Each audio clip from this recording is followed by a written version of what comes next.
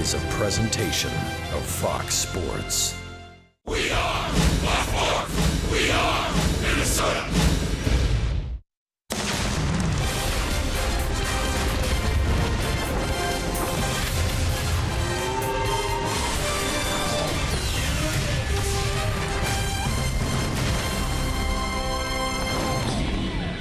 Interleague play continues tonight in Atlanta as the Twins look to take two from the Braves inside Turner Field. Kyle Gibson heads to the bump for the Twins as they look to follow up last night's 4-2 win in Atlanta. Welcome to Turner Field, everybody. I'm Audra Martin, and welcome to the last ever meeting between these two teams here inside Turner Field. 23 games stand between the Braves and their new home just up the road in Cobb County at SunTrust Park. Now, this block of Atlanta has been home to the Braves the last 50 years, going back to Atlanta Fulton County Stadium that sat just across the street and was host to 4 World Series.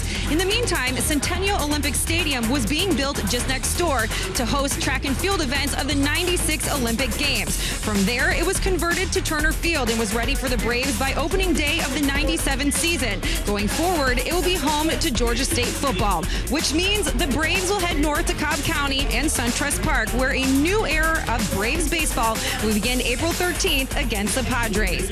Until then, the Braves will have to finish out a season where they've seen themselves at the bottom of the standings all season long.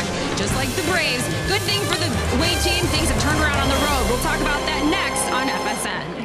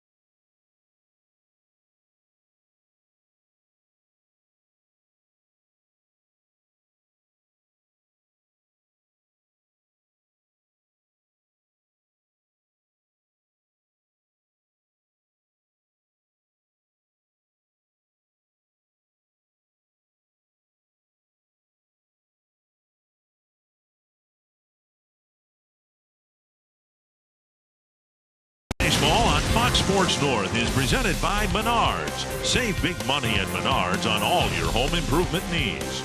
By Dodge. Find your summer of performance with great deals at the Dodge Summer Clearance event. And by Sanford Orthopedics and Sports Medicine for the everyday competitor in all of us. Tonight, the road trip continues in Atlanta. The Twins hoping to put together another winning road trip, having won last night. They hope to make it a 2-game sweep. It'll be Kyle Gibson on the mound for the Minnesota Twins, and the Twins will get their second look at Mike Fultonevich of the Atlanta Braves. And good evening to you from Atlanta. Dick and Bert with you for the final game of this little 2-game set And the Twins are hoping to continue to play very good baseball on the road. Why? Who cares? We're on the road right now, and the Twins are playing good baseball. Yeah, you know what? They're scoring a lot of runs. They're hitting well. Everything going good for the Minnesota Twins. You know, you go back till June 26, 34 ball games ago, and the Twins, yeah, they have played outstanding. 15-8. They're hitting .294 as a ball club and averaging about 6.5 runs per game. The Twins will focus on winning a ball game here tonight, and for the Atlanta Braves, Dansby Swanson, the #1 overall pick in baseball by the Arizona Diamondbacks in 2015, will make his major league debut tonight. Well, he started at AA, moved up to AAA. This young man right there, you know what, as a youngster just coming up, making his major league debut, he grew up in this area, so nobody more excited than this young man. Hopefully he does well. Twins won a ball game last night because their starter pitched very well. The Twins are hoping to make it 2 good starts in a row on this road trip. That, of course, will be up to Kyle Gibson.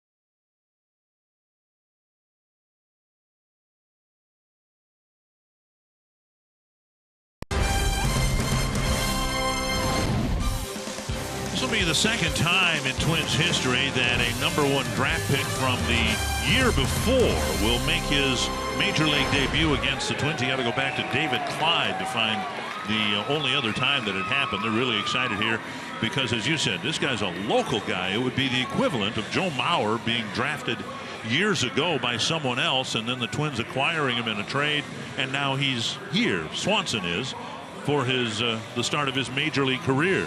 Yeah, just 22 years old. I said he started at AA. Actually, he started at single-A. He's getting called up from AA. So he hit well in the minors. I hope he can do the same here. Paul Molitor hoping that this Menards batting order can lead the Twins to another win here and split the season series with the Braves 2 apiece. Brian Dozier will be followed by Jorge Polanco, Max Kepler, Trevor Plouffe, Kenny Vargas. No Joe Mauer, Miguel Sano, neither one in the lineup tonight. Eddie Rosario, Juan Centeno, Robbie Grossman, Kyle Gibson, all on the Menards batting order. And it'll be the second time that the Twins will look at this tall right-hander, Mike Foltynewicz. He's making his 16th start, his second against the Twins. He won in Minnesota 9-7. He didn't fare too well, but he got a lot of run support. Went into the 6th inning, allowed 6 runs to the Twins. But the Braves are very high on this young 24-year-old, making his 16th start, only his 31st major league start. So Brian Dozier will lead things off, then Polanco and Kepler.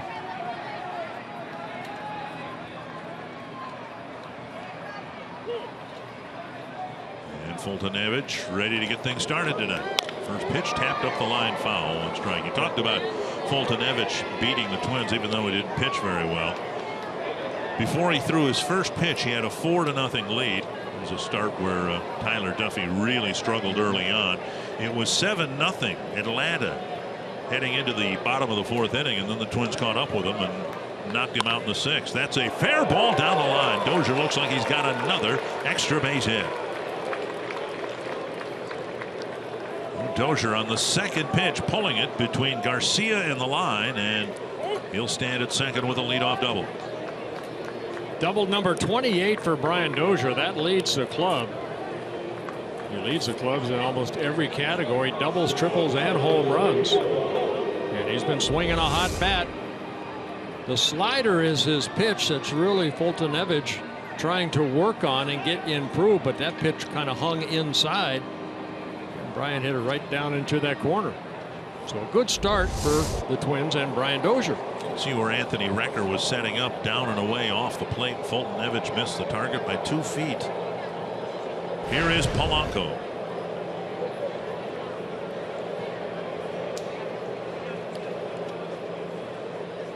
Polanco in at shortstop again tonight, squaring to bunt, and he drops it down foul. Well, in last night's ball game, the Twins scored 1 in the 1st inning, ended up winning 4-2. Get that opportunity to put that first run on the board, very, very important.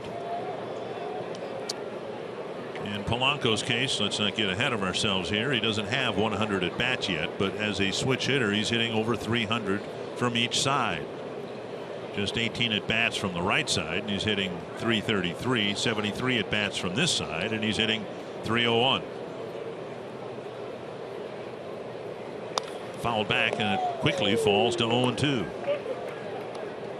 Northland Ford defense for the Braves. Matt Kemp is in left. Ender Inciarte in center. Nick Markakis in right. Adonis Garcia, Dansby, Swanson, Jace Peterson, Freddie Freeman, the infielders. Anthony Recker behind the plate. The Braves put A.J. Pierzynski on the disabled list today. There is Swanson, probably hoping that somebody will hit a baseball to him real soon. And this to left center field. Dozier setting up for a possible tag, but stays put, 1 down. And that'll bring up Kepler, moving up to the 3rd spot in the batting order. Fultonevich did, he ended up getting the win, but he did give up 12 hits, 7 runs, 6 earned. Didn't walk anybody. He did give up a home run to Kurt Suzuki, a 2-run home run in the 4th inning.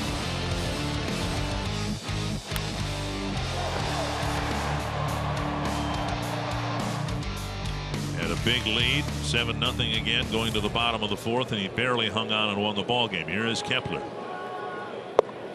And a strike on the outside corner. With Mauer out of the lineup, Kepler moves back to the 3rd spot in the lineup. Joe with 3 hits and a walk and a home run in last night's game. Strike 2. Good changeup right there. Mauer's been dealing with a little bit of a quad issue, and so that's one of the reasons he was held out of the lineup here tonight. Twins also want to get a look at Kenny Vargas, and we'll talk more about how everything, one domino kind of falls into another when Vargas comes to the plate. Fouled away, 0-2.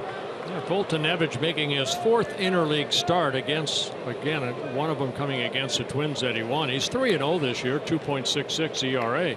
Beat the Royals, the White Sox, and the Twins.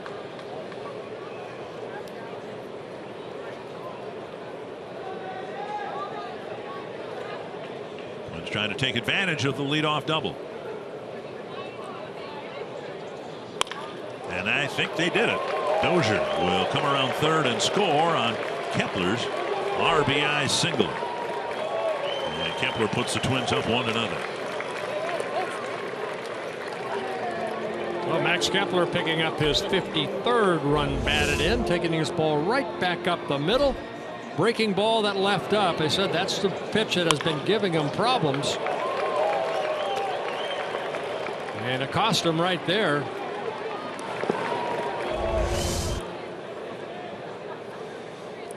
Foltynewicz has pitched very well here at Turner Field. Which is saying something because the Braves as a whole haven't played particularly well here, but Foltynewicz has, as you said, pitched well. Atlanta is 18-40 at home. Here is Trevor Plouffe, had a good night at the plate last night. Well, Foltynewicz throwing strikes. All 10 pitches so far have been over the plate. Make it 11. Got ahead of Polanco 0-2. Got ahead of Kepler 0-2. Anthony Recker, the catcher, pretty good catch and throw guy behind the plate, so we don't know if the Twins will do much running. Big leg kick by Foltynewicz. Here's a drive to the right field corner, and that will be fair by about a foot. Kepler to third. He's being waved around, and the relay is cut off. And Plouffe with a double to right, and it's a very quick 2-0 Twins lead. Well, it was Trevor Plouffe in last night's ball game that scored Joe Mauer from first base on a double. And that ball was hit to left center last night. Here taking it down the right field line. Fastball away. And it just a matter, is this ball going to stay fair or not? And it stays fair into the corner. And Max Kepler scoring from first base. So Trevor picking up his 30th RBI on his 11th double. And now first baseman Kenny Vargas, who will get a chance to hit here tonight. His playing time has been sporadic. Remembering that we have no designated hitter here in Atlanta for this game. The Twins are going to Kansas City, where they will have a designated hitter, and it is assumed that when Miguel Sano comes back to the lineup, it will be as a DH, and that would probably further limit Vargas's playing time. A high fly to left field. Going back is Kemp. And Plouffe retreats to the second base bag. He's going to try for third, and he'll reach. Good play by Plouffe, because he had to hustle back to the second base bag and then hustle to third. As he saw Kemp keep going back and back all the way to the warning track, he alertly went back to second base and scooted over to third. We'll bring up Rosario.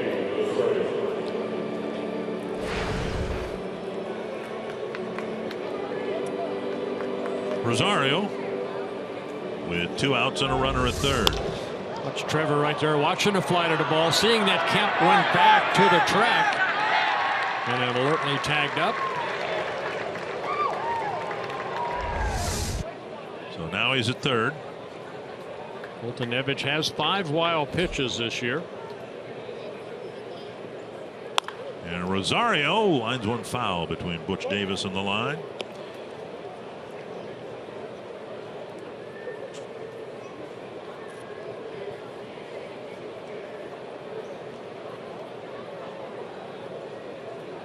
Good start for the Twins.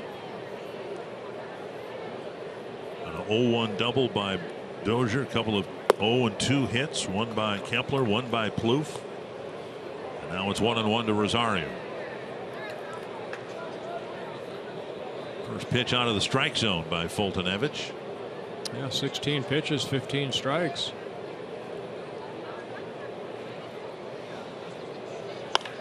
And that's fouled the other way.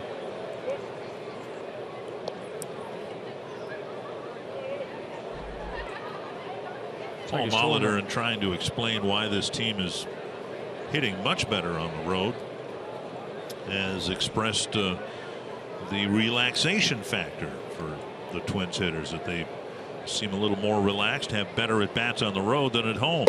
And Rosario chases 97 miles per hour up in his eyes. 3 hits, couple of runs for the Twins in the first.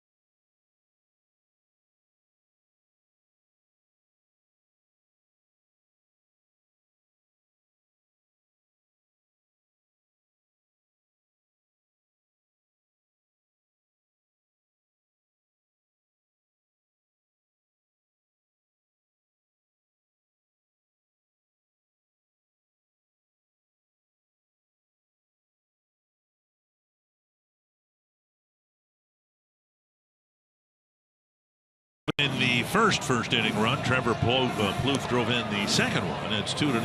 Brian Snitker, 40 years in the Braves organization, and depending on who you talk to, he either does or doesn't have a chance at taking this job in a non-interim basis next year. The Menards batting order for Snitker and the Braves: Ender Inciarte, followed by Adonis Garcia, Freddie Freeman, Matt Kemp, Nick Markakis, Anthony Recker, Jace Peterson, Dansby, Swanson, and then Mike Foltynewicz. Well, Kyle Gibson given an early 2-0 lead, making his 17th start, his first against the Braves. This is his first career start against the Atlanta Braves. Looking for his 5th win. It's been a struggle for Kyle, especially in interleague play.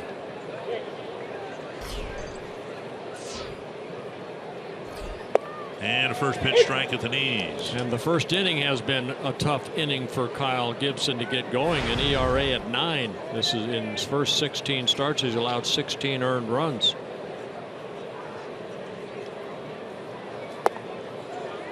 So very important here for Kyle Gibson to establish that fastball, whether it's a four-seamer or a sinking fastball, to attack early. And picked off the glove of Polanco. Would have been a base hit anyway. Inciarte runs well. And it's a leadoff single for the Braves. Well, we talked about Inciarte last night, Dick. All he wants to do is make contact, and the better he puts it on the ground, he can utilize his speed. Northland Ford defense for the Twins: Grossman, Rosario, Kepler out in the outfield, Plouffe, Polanco, Dozier, Vargas, the infielders, and Juan Centeno getting duty behind the plate. Leadoff man is on, and now Adonis Garcia.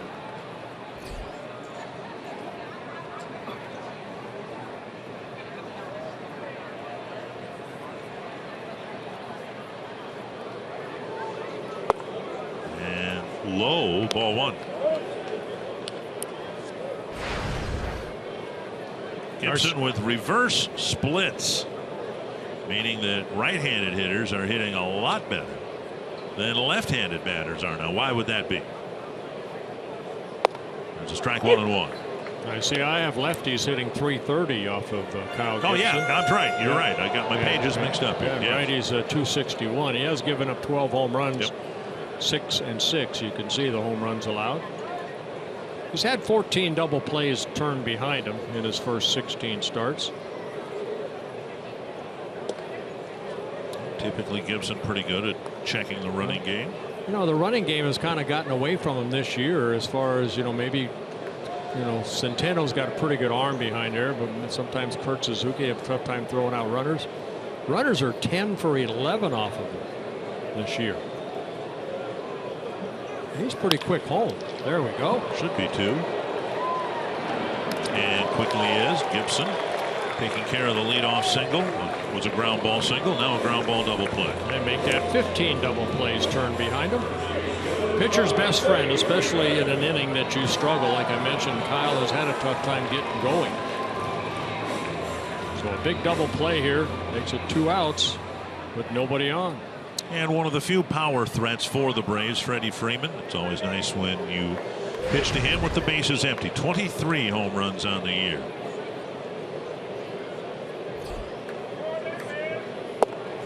Since the Braves were in Minnesota a few weeks ago, they have some protection now behind Freeman. Matt Kemp acquired from the Padres. 1 strike to Freeman.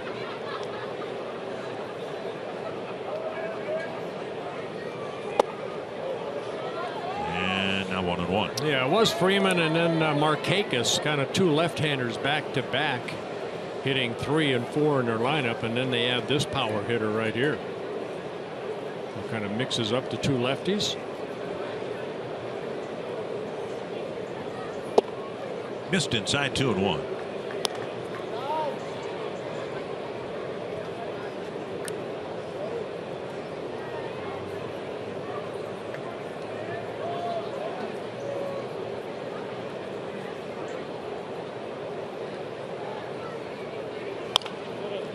Foul over by the Atlanta dugout. I mentioned that Kyle Gibson has struggled in interleague starts. This is his 12th interleague start. In his first 11, he is 2 and 7 with a 6.1 earned run average.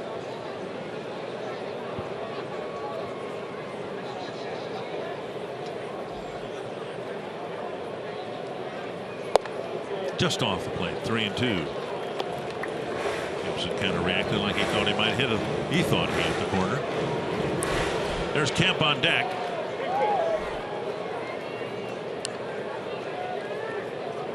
Kyle averaging about 3 walks per 9 innings.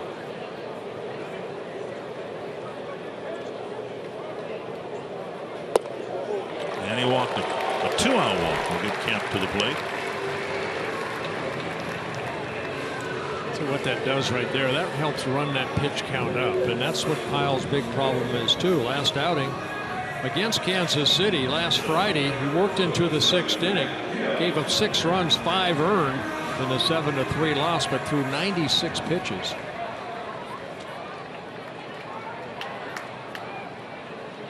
And now Kemp.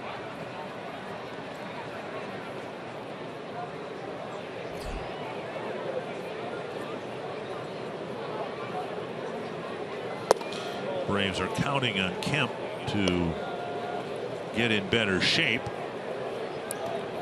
Parentheses, lose some weight.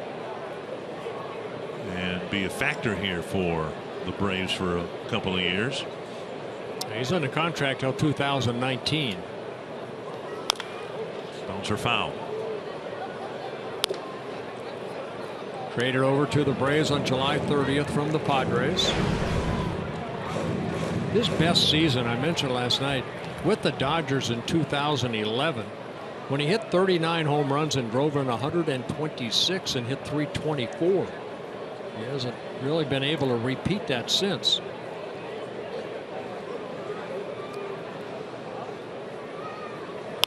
On the ground, easy play for Polanco. That takes care of it. The Twins have a 2-0 lead.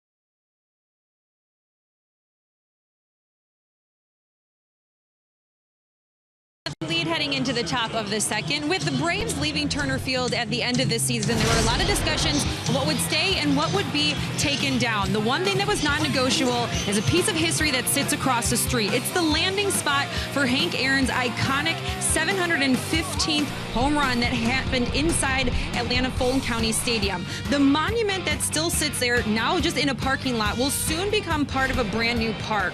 Georgia State plans to build their new baseball stadium in that lot, with the monument being a center point of the construction. So guys, a very big piece of Braves and baseball history is going to become a big part of Panthers baseball future. Well, thank you, Audrey. Nice. What a great moment that was. You were playing Major League Baseball, so maybe you didn't see it when it happened, but I did. I was in my living room. Al Downing. Yep. Through the pitch.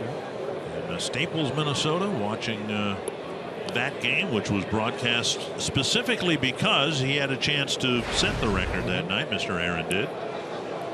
Now at the Mall of America, they still have that place that Harmon hit the longest home run at the old Met. You heard, if you listen in the background, Milo Hamilton doing the radio call. Of course, Kurt Gowdy did the play-by-play on television. Both Ford Frick winners for broadcast excellence in baseball. 2-2 to Centeno. He'll be followed by Grossman and then Gibson. Now full count. You probably missed a lot of baseball because you played baseball. You know, I'm sitting at home and I'm able to watch a lot of things. I'll bet you never had a chance to see because you were in uniform. You know, they didn't have ESPN. They didn't have the Major League Baseball Network and all that stuff. Driven to left, and Kemp is going to make the catch on the edge of the track. Very nice catch by Matt Kemp. Centeno drove it a long way to the edge of the warning track, and eventually Kemp got there. Yeah, over the shoulder catch. The ball looked like it was going to get over his head, but at the last second he reached that left hand up with the glove and made a nice catch.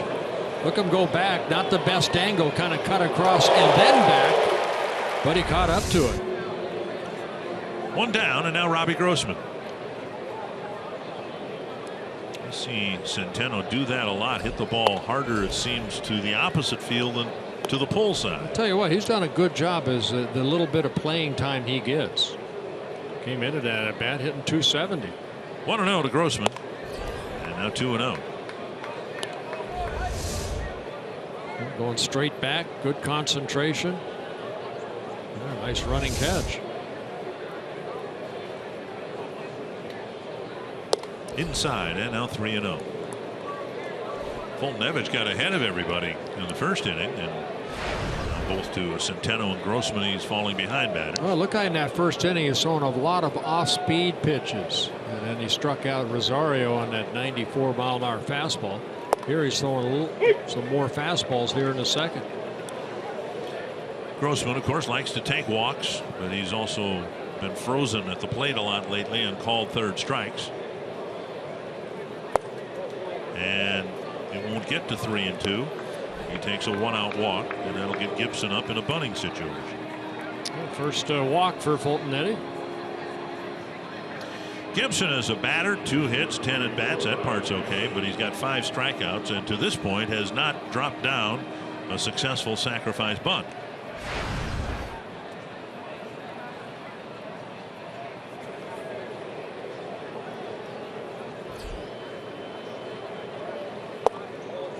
Takes low, ball 1. Time the ball got to the catcher, the third baseman Garcia was about 40 feet from home plate. You know, Irvin Santana last night was asked to bunt. Ended up striking out on all 3 attempts. Gibson squaring around early. And he takes high, 2-0. Gibson showing a little plate discipline in a bunting situation. Well, he's looking down at Gene Glenn like, you know, give me the hit.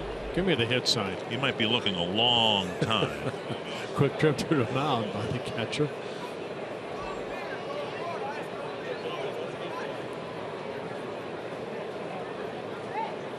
So now it's 2-0, and Fulton needs to throw a strike here.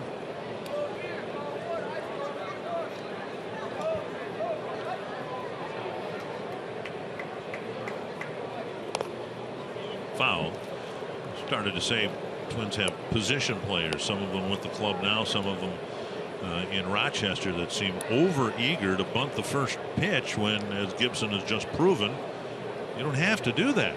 Well, you know, to me, they're squaring around way too early. You're almost like your bat's becoming heavy. Now strike 2 and 2. You know, we were kind of taught, wait till that pitcher releases, then get that bat out there and lay it down softly. Saw Santana and Gibson right there. When they go toward the ball, they jab at the ball rather than let the ball come to the bat. Now, Fulton Eddy walks Gibson right here. Ooh, looks like a cardinal sin. It's 2 and 2.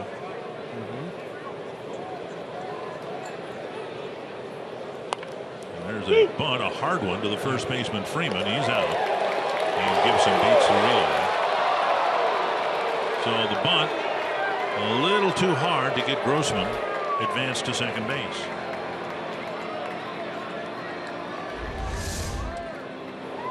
We can see him kind of, you know, jab at that ball right there. Freeman, who was charging in, as well as a third baseman Garcia, gets a force out at second. You saw Gibson kind of hold the bat diagonally, and I mean what they taught us in high school, put it horizontally on the top end of the strike zone, and if it's above the bat, don't offer at it, and if it's down below, then move the bat slowly down. At any rate, here's Dozier. He doubled and scored in the first inning, and he takes strike one. Well, you must have had a really smart coach in high school if he had you bunting all the time. we were given the fundamentals. It's just some of us couldn't execute them. And we see that up here too. Jerry Reaver made it into the Minnesota High School Baseball Coaches Hall of Fame, in part because he didn't have much material to work with, but managed to last 30 years or whatever. Strong man. 1-1 to Dozier, and a foul back. Who was your high school baseball coach? Mr. Dave Jarman. Is he still with us? You know what? I don't know. Kind of lost track. My baseball coach was also my driver's ed instructor, and so I was always fearful of missing a sign, and somehow something far more important than my baseball career, he might skip a lesson or something on me. Swing and a miss. Dozier strikes out. Twins take a walk, leave a base runner, still lead it 2-0.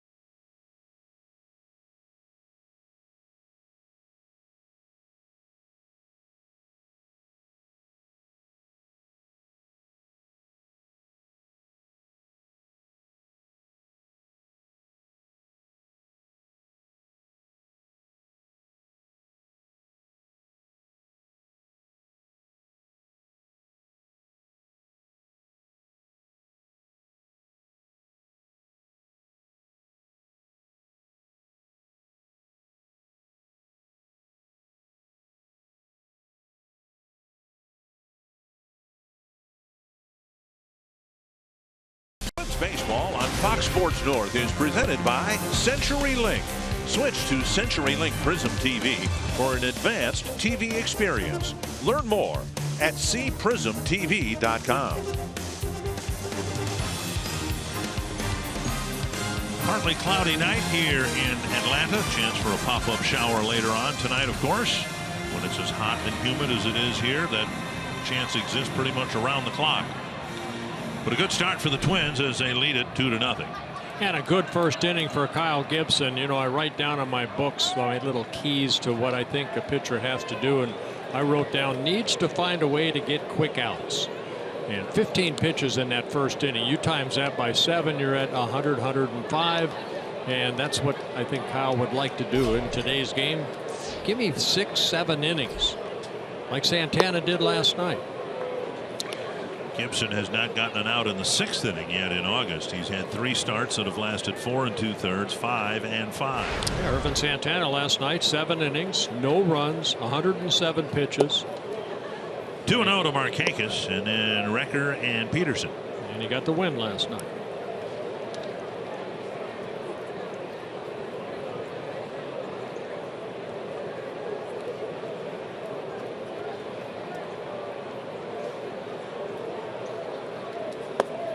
Now 3-0. Gibson walked Freeman. And that allowed allowed Kemp to come to the plate as the tying run. Now he falls behind Markakis quickly in the second.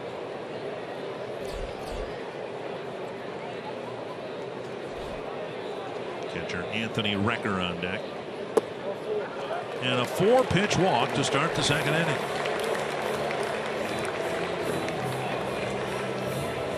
Can join us Monday, September 5th against the Royals for Eduardo Escobar and friends Labor Day celebration benefiting Venezuelan youth. The special ticket package includes tickets on the Budweiser roof deck, a post-game meet and greet with Eduardo Escobar and other Twins players and more.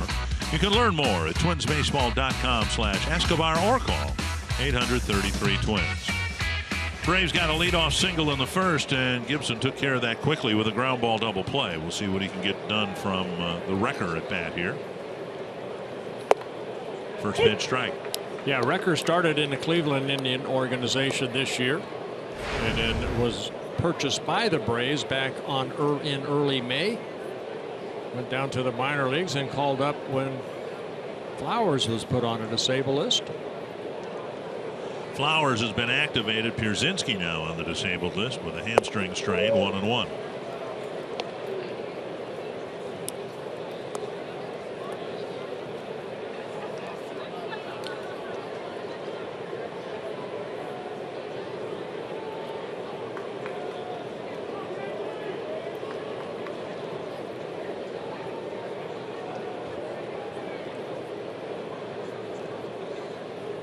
Swing and a miss on a breaking ball. Recker, 32 years old. He first came up with the Oakland A's in 2011. Spent some time with the Cubs and the Mets. Not much of a big league hitter coming into the year, just a 185 career hitter in 5 seasons. Out of Allentown, PA, home of Ed Ott, catcher that caught me in Pittsburgh. 2-2 now. You always envied him when it came to be autograph time. First name, last name, 5 letters. Boom. Great. Ed Ott. He could sign a dozen baseballs before I got about 3. 2-2 to Recker.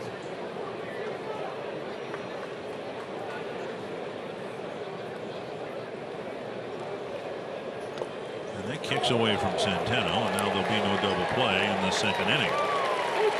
Wild pitch for Gibson. Wild pitch for Kyle. That's his 5th of the year.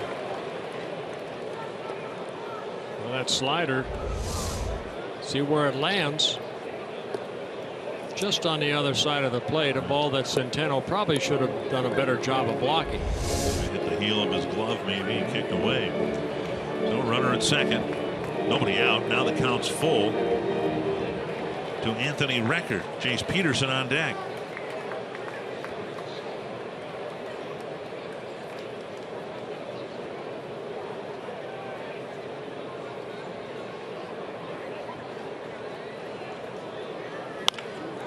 And a grounder.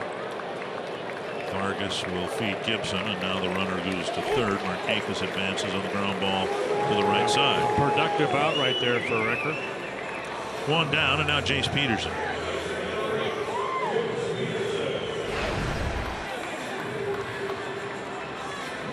Peterson, a Danny Santana type, kind of a utility player, can play some outfield, infield. He was a Padres #1 pick back in 2011. Out of McNeese State University, Lake Charles, Louisiana. Corner infielders up, middle infielders back with 1 out.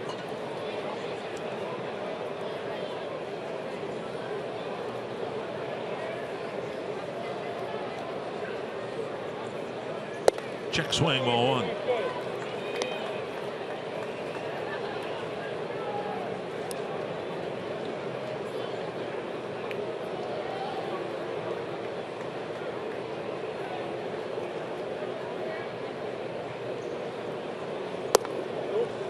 Two and 0. Gibson really struggling with his control. Walked the leadoff man, nearly walked the second hitter. Now he falls behind 2-0 to Peterson. 27 pitches, just 11 strikes.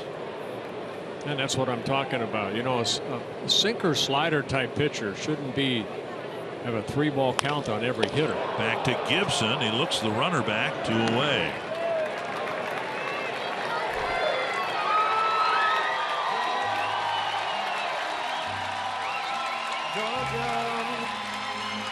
The shortstop, number 2, Dansby Swanson. Just about everybody standing here, but in tonight's case, everybody didn't mean a whole lot of people. And Swanson getting ready for his first major league at bat. He's a Georgia native. Went to Marietta High School, about 20 miles from here. Making the jump from Double-A.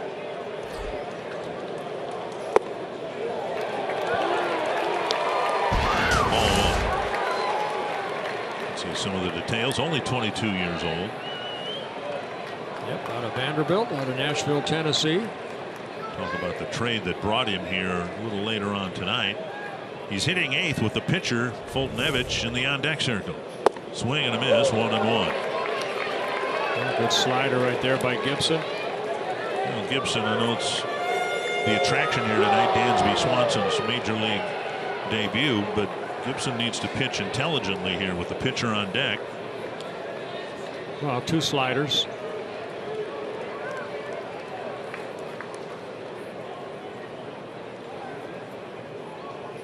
And now 1-2. Sinking fastball right there. Swanson between Single A and Double A combined played in 105 ball games at 275. Did 9 home runs, drove in 55 runs.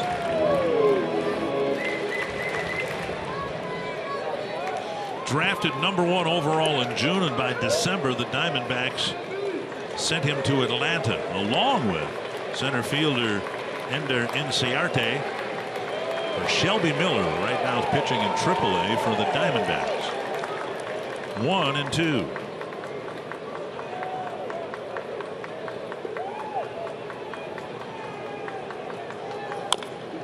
Bouncer foul.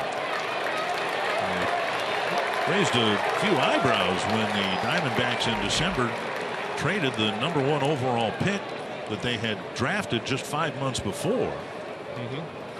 And then Inciarte's been maybe Atlanta's best hitter as of late. And the Braves, after this weekend, are spending going on a road trip, 4 games in Arizona. Well, you got to throw another slider right here after that swing and miss. He missed with that slider, but they're going back inside. Liner to center, and Rosario grabs it. And Gibson strands Markakis at third after the leadoff walk.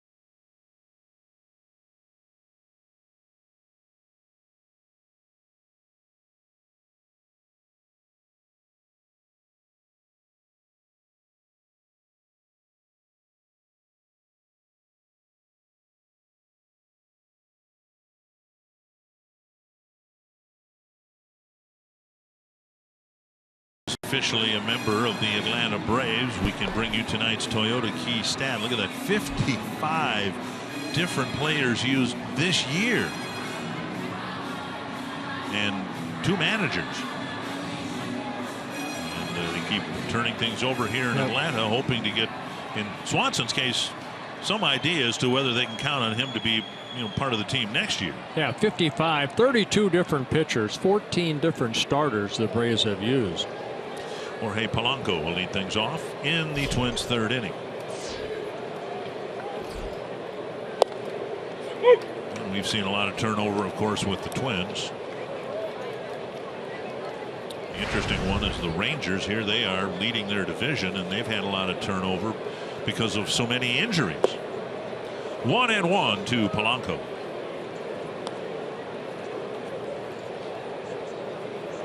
With Kepler on deck.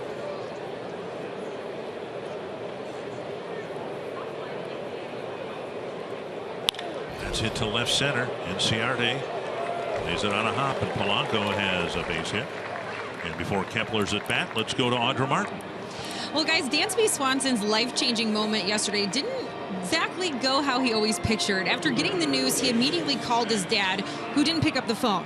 Then he called his mom, and she didn't pick up the phone either. So he tried his sister, and guess what? She didn't pick up her phone either. So he said he decided not even to bother calling his brother because everyone else in the family had already ruined the moment. So he decided to call his agent knowing that he would pick up the phone right away, which he did. Well, obviously his family found out the news, and since he's from this area, he actually stayed at his parents' house last night, laughing at the fact that he's probably the only guy in Major League Baseball that stayed at good old mom and dad's house the night before his debut. And guys, he even admitted his mom acted like it was the first day of school this morning, taking some pictures of him when he left their house this morning. But of course, a bunch of his family and friends are here today. He said about 17 tickets is what he asked for, but he knows that there's a lot more people here who are cheering him on tonight. Well, big moment for everybody who's known Swanson. A wild pitch in the dirt sending Polanco to second base. And Kepler, who drove in the first run of the game, has a chance to drive in another, and that just gets by a record.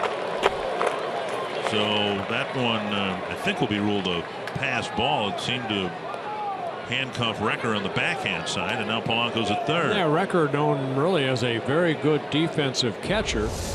Take a look at this pitch right here. It's down and in, and got a part of the glove on it. And they'll give Recker a pass ball on that one. Wild pitch and a pass ball gets Polanco over to third.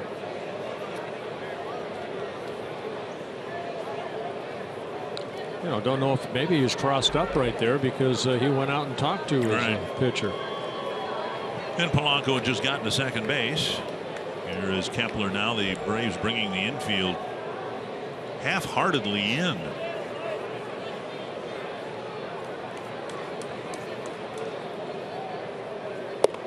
Up and away.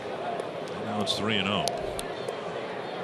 Fultonevich didn't really baffle the Twins hitters in Minnesota, and from the get-go he's been struggling out there with his control. And a strike, 3-1.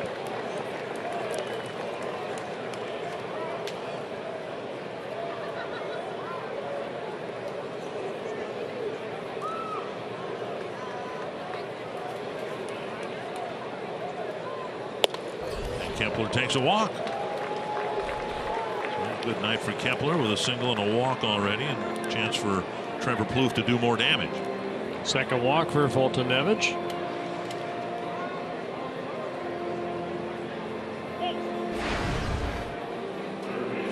A double down the right field line, driving in Kepler from first base. Now Fultonevich, last year made 15 starts for the Braves. He was 4-6, but an ERA at 5.71.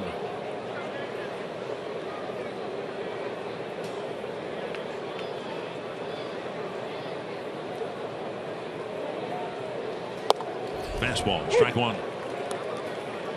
You can see plenty of velocity, 95 miles per hour. We saw him end the first inning, a fastball to Rosario at 97. He struck out Dozier too on a high fastball.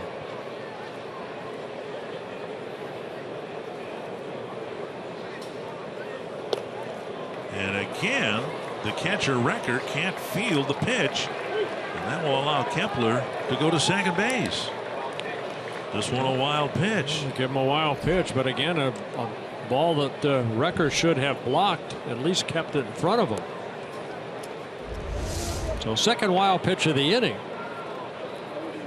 Recker getting down, and the ball scoots through him. Into the outfield, could score 2. Still nobody out.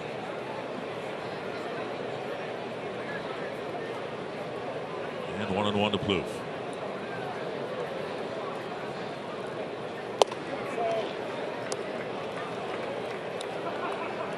The 50th pitch for Fultonevich. He hasn't gotten a batter out yet in the 3rd inning. Well, in the 1st inning, he threw 18 pitches. 17 were strikes. But he has struggled since. Popped up right near the plate, and Recker sees it go about 10 feet over the screen. 3 hits last night for Trevor. Yeah, he knocked in the first run in the 1st inning with a double, then added a couple more runs, or excuse me, base hits, then added another RBI. Again, Trevor just coming off the disabled list, had a couple days off at home, and then got to play last night and produced. 2-2 to Trevor Plouffe. We've seen Fultonevich get strikeouts on high fastballs. Back to the mound, and no chance for anybody to advance. A breaking ball gets a comeback or 1 down. Yeah, again, that's that pitch that they say that's really been giving him trouble getting it over consistently, but that was a pretty good breaking ball right there. Trevor hitting it right off the end of the bat, right back to Fultonevich.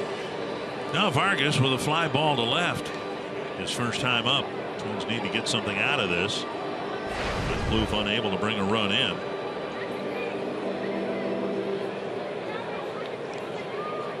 Twins already with 5 at bats with runners in scoring position. They have just the 1 hit. That was Kepler's single in the 1st. Up and in.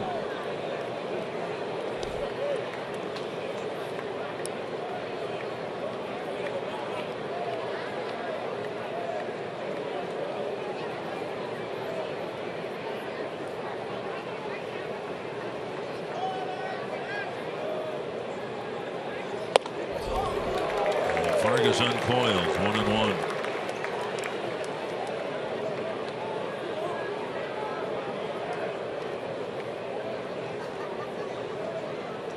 Fultonevich has been in trouble just about the entire night so far. Trying to keep this game within reach at 2-0. And again, this time 98, but Fultonevich coming right at Vargas with high heat.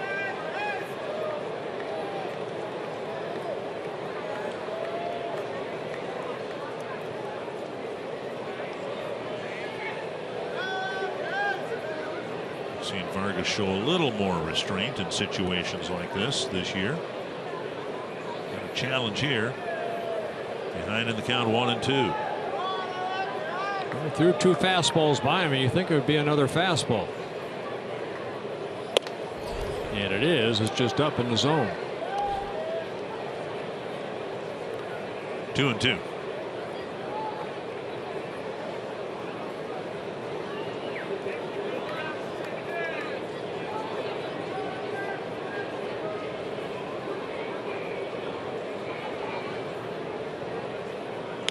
Foul tip. Recker can't hang on. That pitch sailing up and away on Vargas. Just got a piece of it out of Ricker's glove.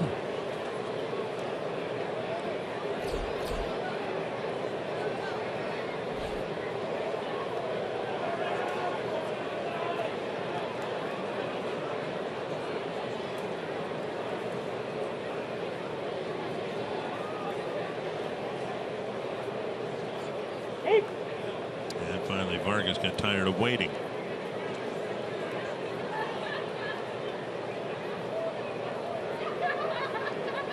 Two and two. Foul back.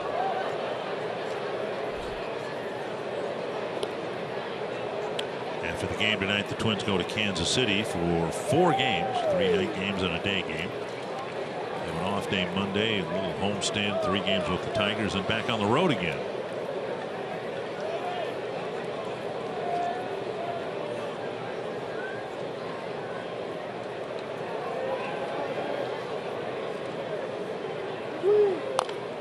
Dribble foul. For whatever reason, again, we didn't really want to identify a reason in our open, but the Twins are done very well on the road. They went 3-1 in Texas right before the break. They went 4-2. Excuse me, 4-3 against Detroit and Boston, and then 5-2 against Cleveland and Tampa Bay. Trying to put together their 4th straight winning road trip. Yeah, you go back to June 26. The Twins are 15-8 on the road, and they're hitting .294, averaging 6.4 runs per game. And the starters have pitched actually better on the road than they have at home. Starters combined are 12-6 on the road in those 23 games. Full count to Vargas. Strike 3 call. Vargas thought he'd get a free pass there, but home plate umpire Dana DeMuth rung him up. 2 down. Pretty good fastball right here. Ball coming back over the inner part of the plate. Almost like a 2-seamer. Long at bat, but let's see if the Twins can cash in here. They got the single and the walk and a couple of wild pitches, a pass ball. Still haven't scored. Rosario went off, struck out on a high pitch, chasing a pitch up and away from him to end the 1st inning. Left Plouffe at second base. Outside, ball 1.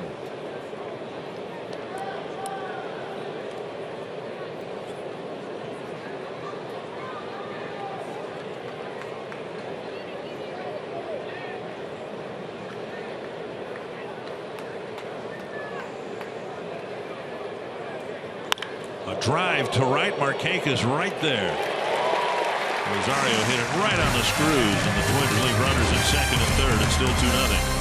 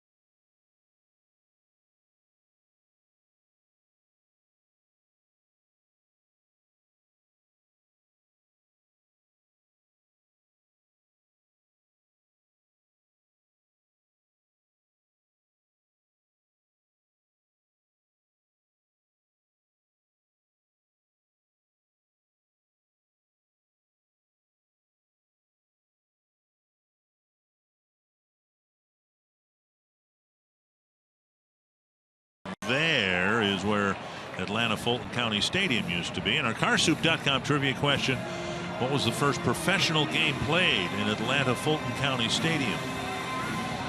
wow. Might have been a Falcons game. Didn't they play at the same facility? Falcons, I want to say, came into existence about the same time the Braves moved here from Milwaukee. Here is the leadoff man for the Braves in the third. Their pitcher, Mike Fultonevich. 4 hits, 22 at bats, 11 strikeouts as a purported batter. Yeah, one of the 4 hits a double. He's knocked in a run. This is hit deep to right field, but Kepler tracks it down on the track. Last 2 outs have been pretty well hit. 1 down. Of course, pitchers do take batting practice in the National League, but it's usually off someone that's just laying it in there. But Kyle kind of laid it in there right there. Pulled netty hit, got good wood on it. Kepler caught it in right. Inciarte, the batter. Of course, you pitched for the Pirates and before the DH, so you had to face pitchers a number of times. Sad to say, yes. I like the DH because we had a guy named Tony Oliva hit for me. But out there on the mound now, I mean, you're pitching against Jim Palmer or somebody like that, or over in the National League, whoever it might have been. I mean, that does make a difference, doesn't it, when you're pitching against a lineup that doesn't have an automatic out, but a guy you should be able to retire. Well, you know what? I think sometimes we as pitchers, we think hitting, it's hard. And you don't realize how hard it is until you have to grab that bat and hit. Quick second out. The liner to Polanco, 2 down. MLS Soccer Sunday, sponsored by Audi, returns this week with a red-hot Western Conference rivalry. Don't miss as Clint Dempsey and the Sounders collide with Diego Valeri and the Portland Timbers. Sunday at 8:30 p.m. Central on FS1. Watch it live on Fox Sports Go. 2 down, and now Garcia.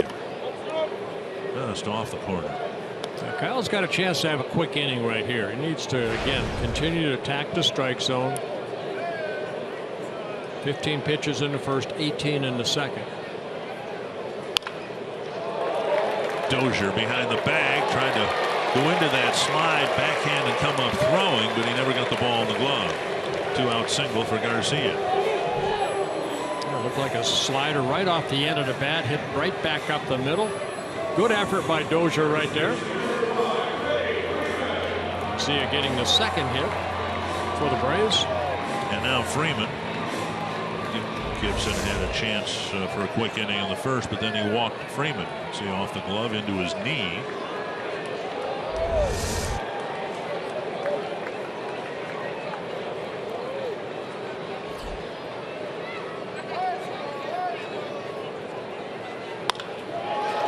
Deep to left field. Back is Grossman at the wall. Leaps. Gone. Tie game.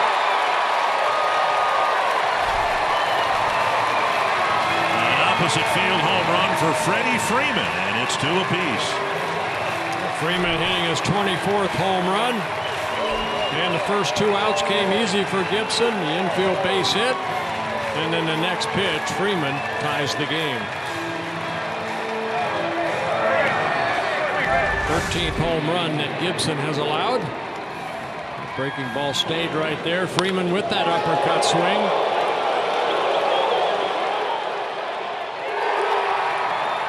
Just over the fence.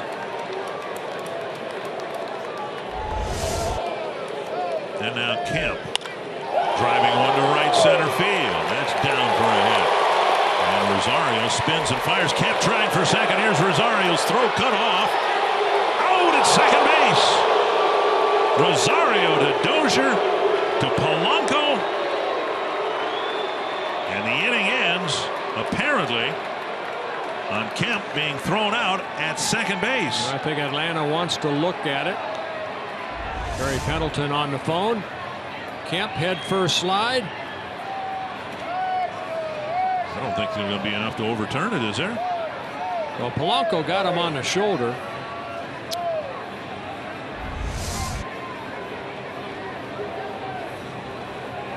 Still waiting to hear. And they're going to take a look at it. Challenge it here.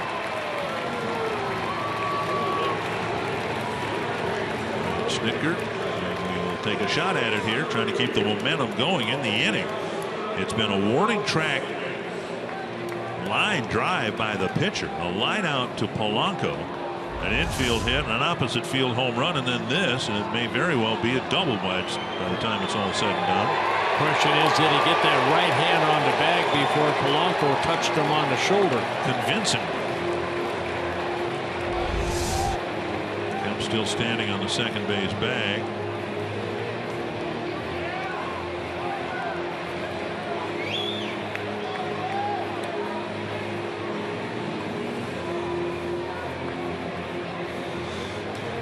Another look at what we feel is the best look from center field. And it seems like a bang bang play. I've given up trying to predict which way this is going to go.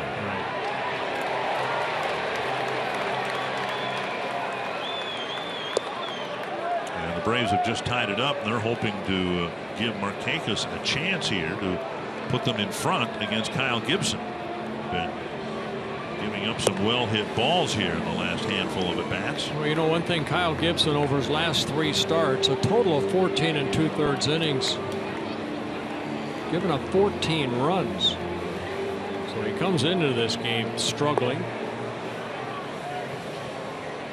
He'll, of course, be given the liberty of trying to stay loose out there on the mound, not knowing whether the inning is over or not.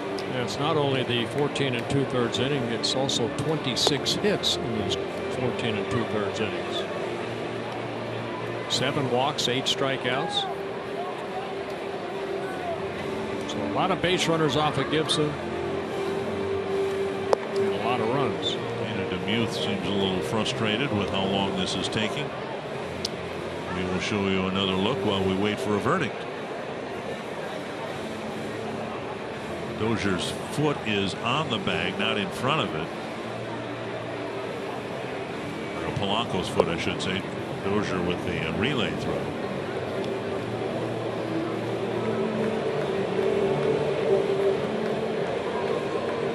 Well, again, in New York, you know, they break it down frame by frame.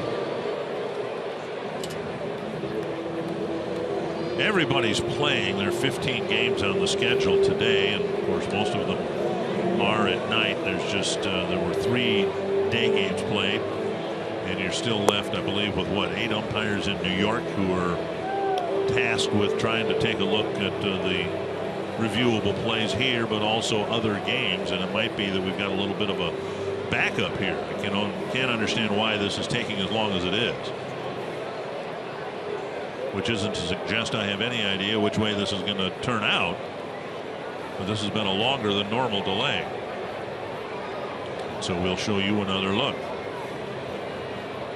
I see the left hand on the infield side. It's the right hand, I think, that touches the bag. I just don't see enough there to overturn the call. But Frank Gibson made the out call. Similarly, there wouldn't be enough to overturn it if he had called safe.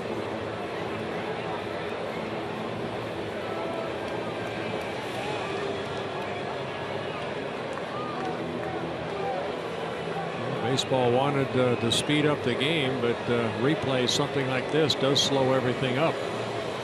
But they do want to get it correct, and the headsets are off. And safe. It is overturned. A double for Kemp. Won't give Markakis a chance to put the Braves in front.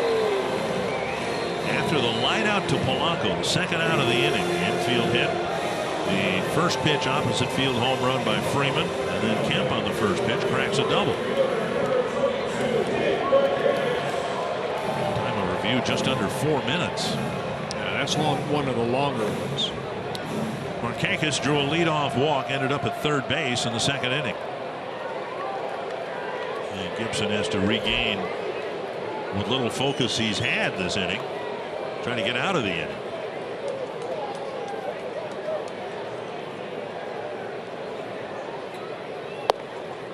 The first pitch strike should help.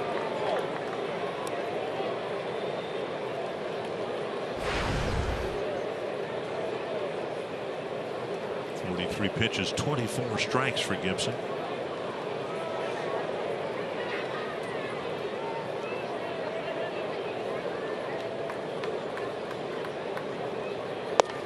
Strike 2.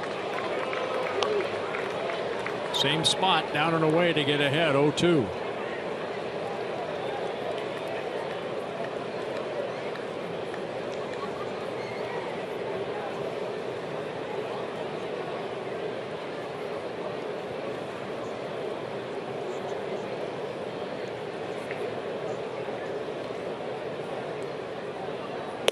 high.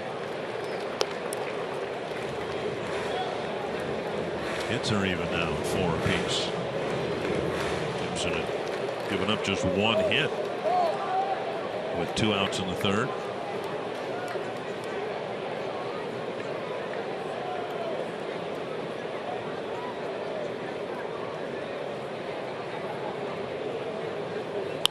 That's a fly ball to center. And Rosario should put an end to the inning. It does come to an end. Top of the inning, the Twins had runners at second, third. Nobody out. They didn't score. And after the second out, the Braves get 2 runs.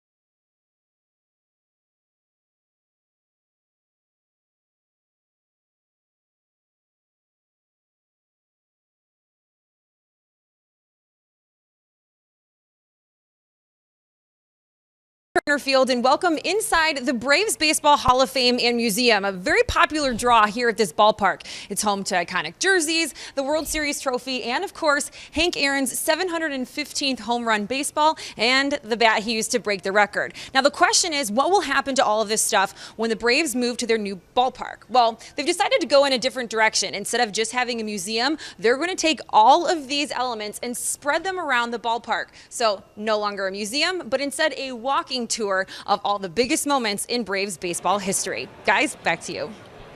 Thank you, Audra. And again, kind of reminiscent of what the Twins have done at Target Field. You've got the Puckett Atrium, you've got the Carew Atrium, Puckett Atrium with a lot of memorabilia. In fact, people who have seen the design of their new ballpark here, saying it looks very similar to Target Field.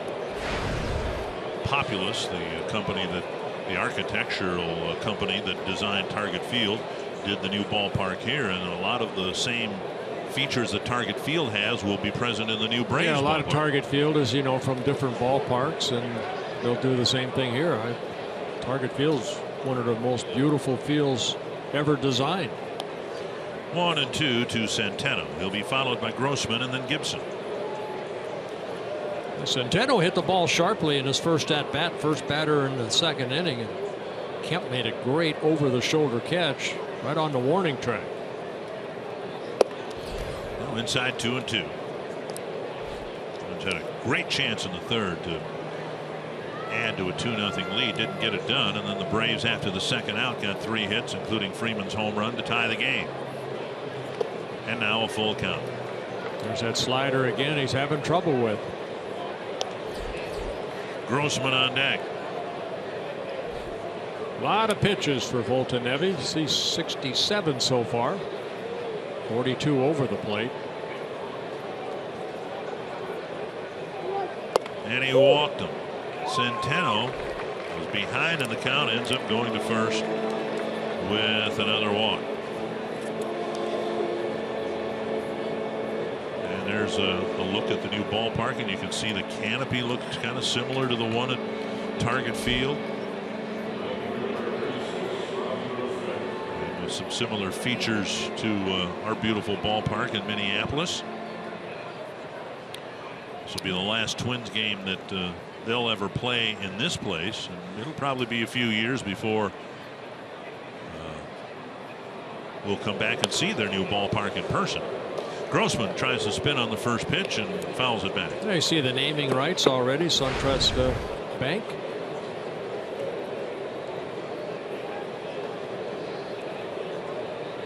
Grossman walked with 1 out in the second inning. Fouled away, 2 strikes.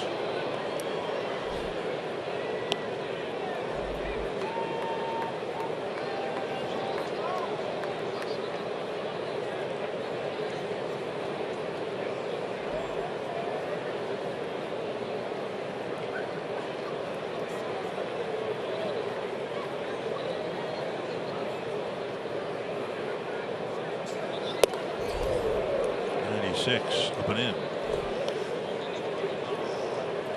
The way this interleague play typically works, it goes in cycles. We have the National League East this year. We'll get the National League West next year, and then the National League Central. And it's not an absolute. We might be back here in 3 years again when we get the East, or Atlanta could come to Minnesota. Foul back.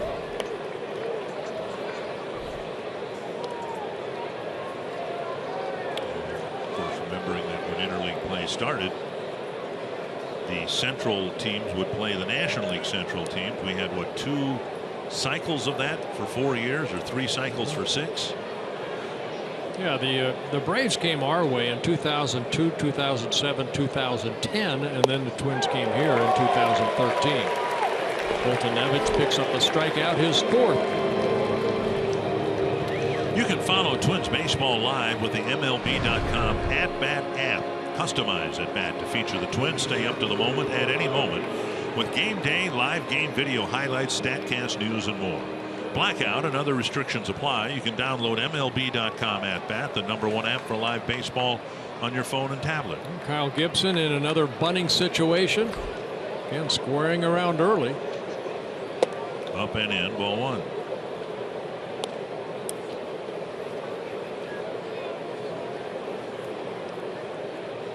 Last time Gibson bunted the ball too hard to Freeman, and he got the force out at second base of Grossman. That in the second inning. And another hard bunt, this one trickling foul. I had time to look it up, and it was for the first 5 years. American League Central played National League Central year after year after year after year after year in interleague play, and then they broke it up and came up with a rotation system. I like the rotation system if they're going to keep interleague play. 1-1 to Gibson.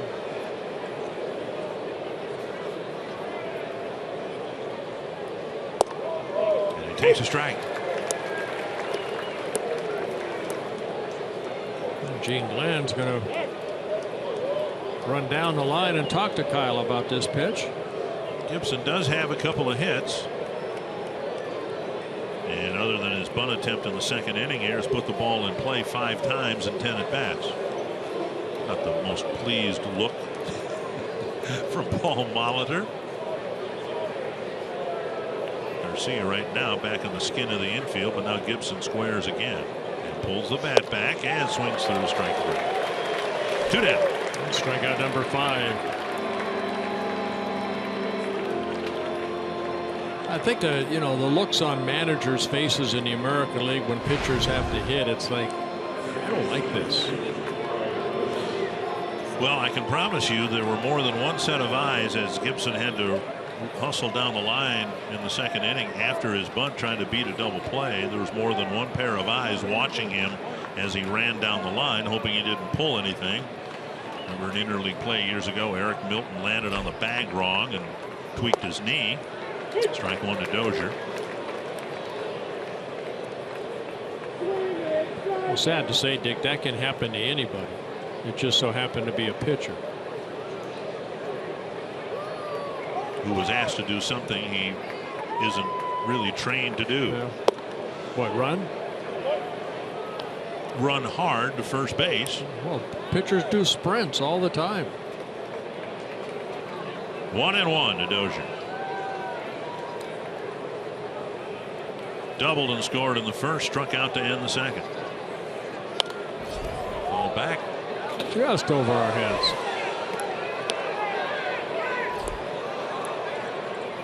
I said yesterday we're going to get a foul ball in here.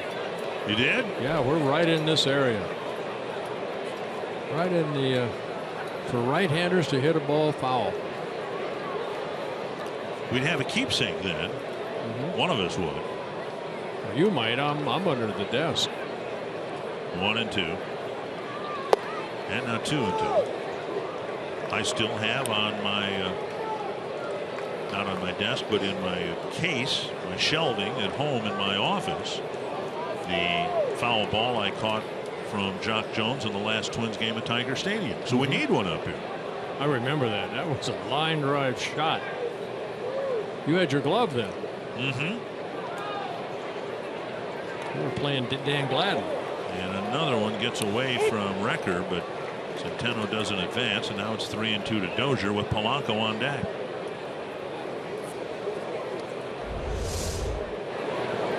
Wrecker blocking it, but Centeno staying at first. He'll be taken off here. Freeman playing behind him. Walked a man in the second, walked a man in the third, has already walked one here in the fourth.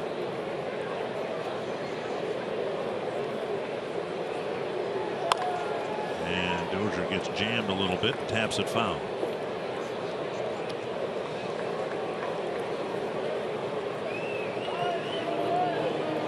Look at that, 83 pitches. I think you mentioned last night about Garcia at third base. He can't get any closer to that line.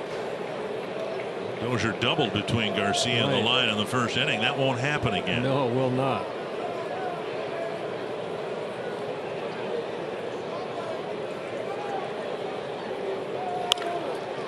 And he's played perfectly. Fires across to get the leadoff walk. Can't do anything with it, and it's still 2-2.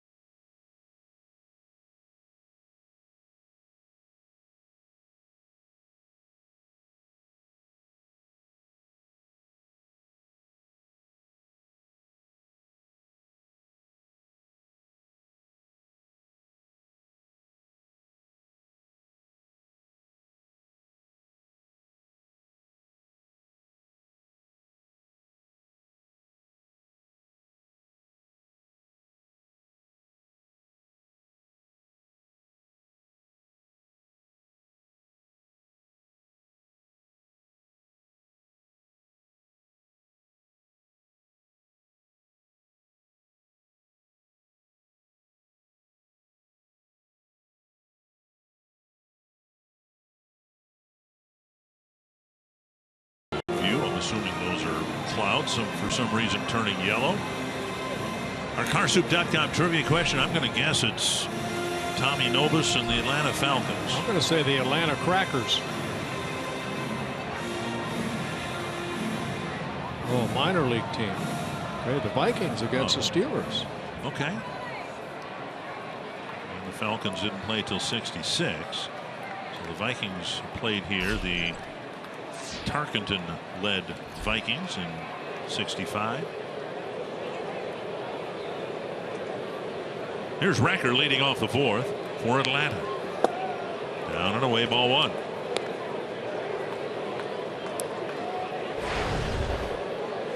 Wrecker, Peterson, Swanson, and then if anybody reaches, the pitcher would hit. fouled at the plate. 1-1.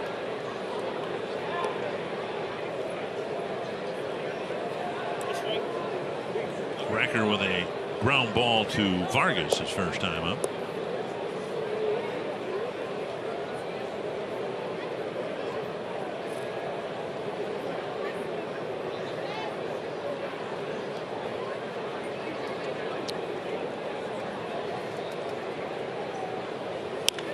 Big pop up near third base. Plouffe coming in. And gloves it, 1 away. You know, Keith, our stat guy right here, and he just told me that the Crackers, the Atlanta Crackers, were a AAA team. Yeah, so that's a professional team. Absolutely. They get paid. Well, we're having a little discussion with the guys in the I'm truck. on your side.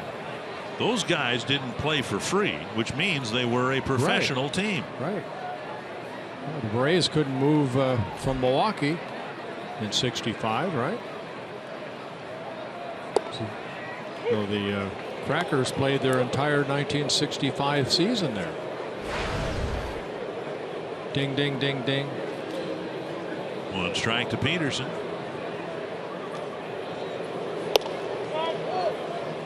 And now 1-1.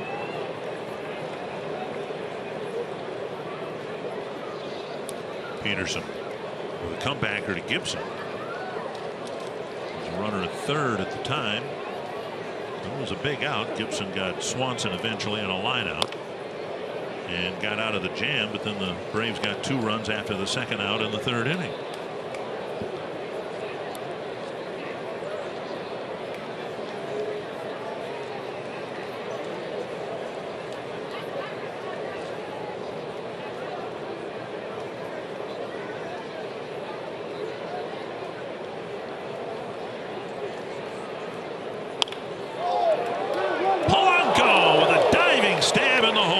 Nice catch by Polanco. Good reaction right there because he kept the glove open the whole time.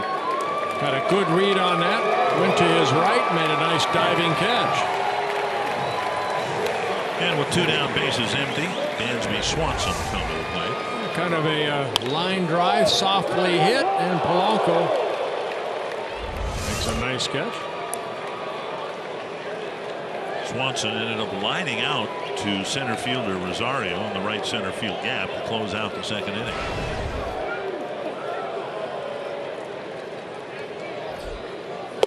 Mentioned it's the second time the Twins have faced a former #1 overall draft pick the year after he was drafted. The other time, David Clyde of the Texas Rangers. You have any memory? Jim Cott started that ball game. Okay. And I believe what I remember, David Clyde. Base hit, right field, the first hit for Dansby Swanson. He got a fastball away and went to right field for it, so the ball will come out. And the fans here, again, a Georgia native, grew up about 20 miles from here. And has a souvenir. He will keep forever. Yep. 2 at bats, 2 line drives, 1 hit the outfield grass. A great moment for Dansby Swanson and his family and friends. And now Fulton-Evans will bat. I'm sure they put that ball into the right hand of the not a practical joker that Glad might you're write not something in the dugout. Yes. Still think it's terrible what you did to Gary DiSarcina. Soft line drive. Dozier with the catch. Fulton-Evans, for that matter, hit the ball on the line twice. On to the 5th inning. Tied at 2. Dansby Swanson got his first big league hit against Kyle Gibson.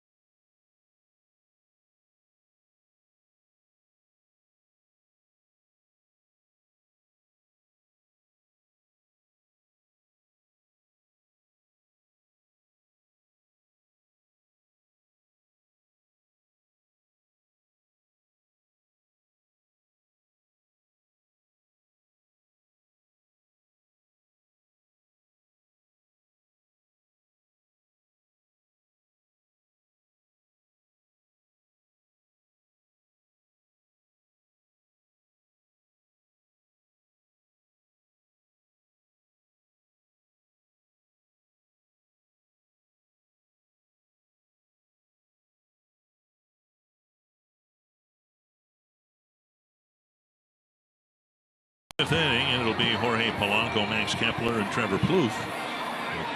Sanford health injury report. It's been a tough year for the Brewers, and on this play they may have lost Ryan Braun for a few games. Going into a slide, which is I think what you have to do as an outfielder in a ball like that, but he jammed his knee.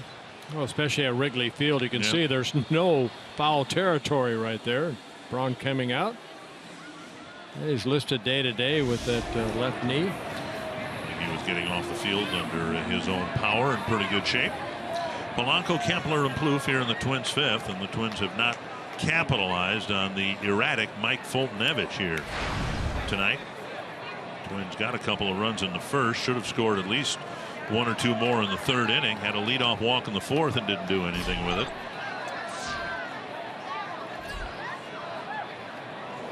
And up and away, ball one.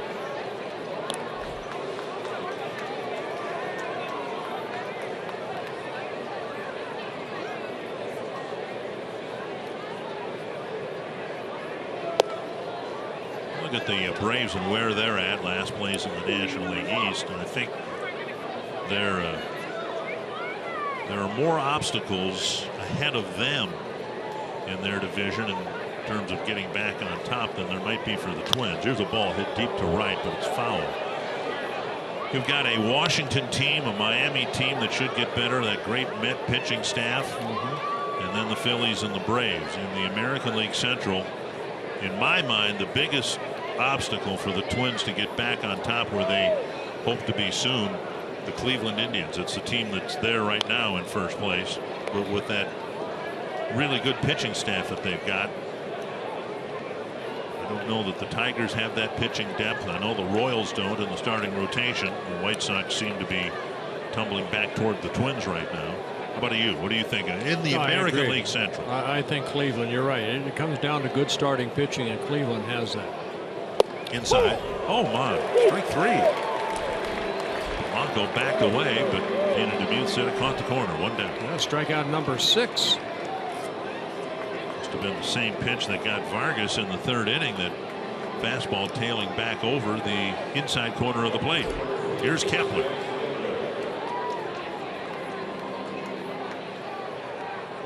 Twins need to get the next big hit here. They had this game in their hands here, just 2-0, but looked like they were ready to break it open at any time, and then the Braves got the big home run from Freeman to tie it.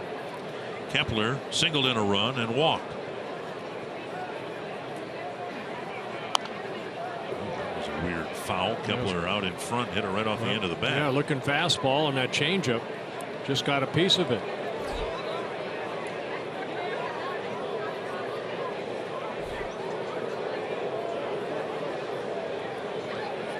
One and one.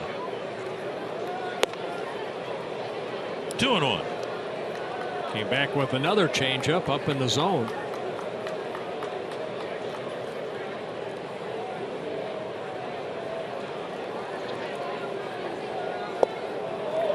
Raw speed pitch and a swing and a miss. 2-2. 3 straight changeups. We've seen that fastball 96, 97, the changeup 83, 84.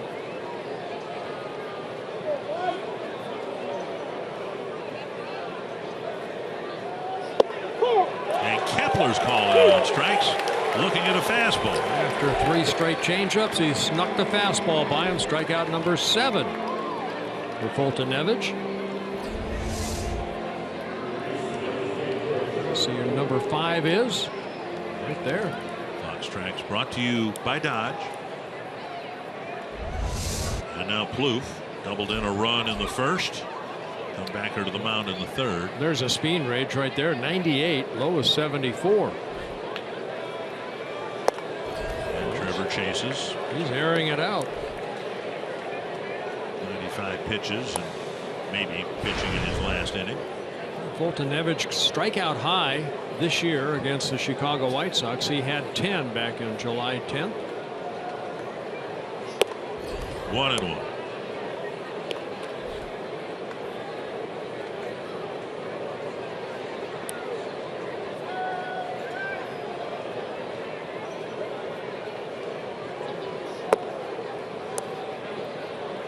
Slider misses.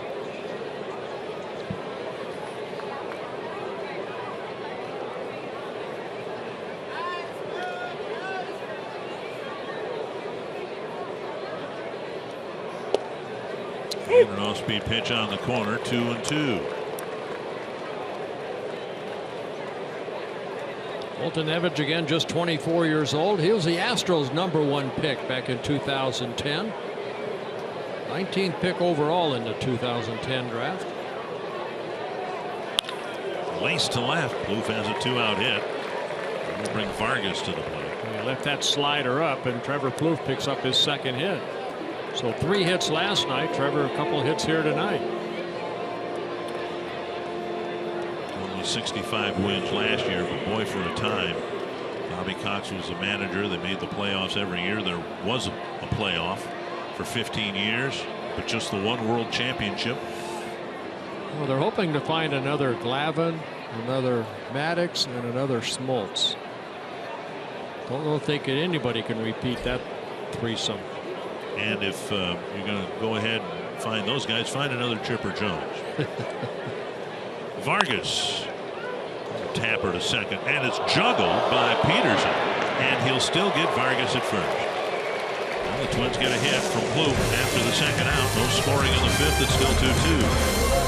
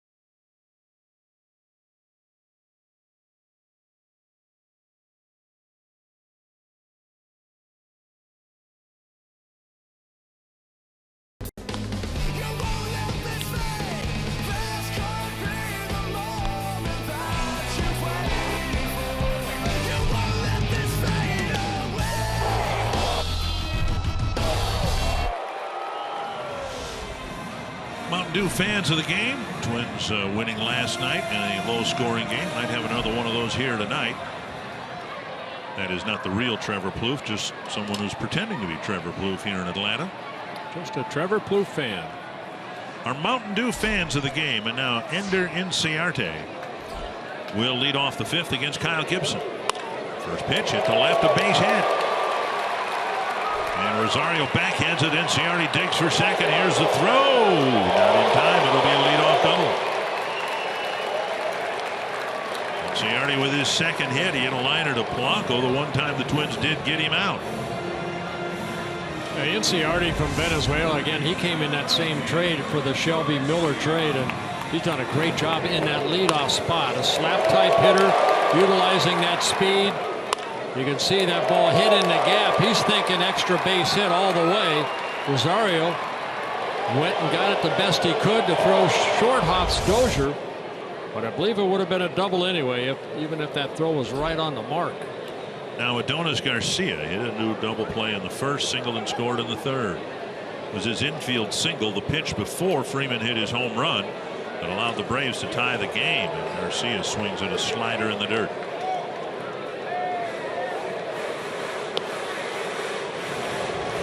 Fultonevich, the Atlanta starter, has 100 pitches through 5 innings. Gibson's pitch count much better than that, but it's still a 2-2 ball game. And now Eric O'Flaherty warming up.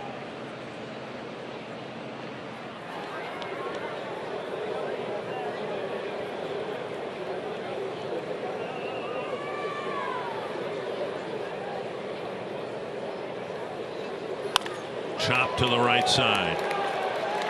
Another productive out, 1 down. Gibson down into a crouch. I think he's upset with the location of that pitch. In that situation, a pitcher can try to dictate where the ground ball is going to go, can he? Has a slider right there, and it just stayed up and allowed Garcia just to take it the other way to advance the base runner. You could almost see that's exactly what Garcia was trying to do. Hit behind a runner. Will bring the infield in here for Freeman. 444 at bats, 129 strikeouts. He can be struck out, but that is not Gibson's strength. Yeah, he does not. Gibson does not have a strikeout yet.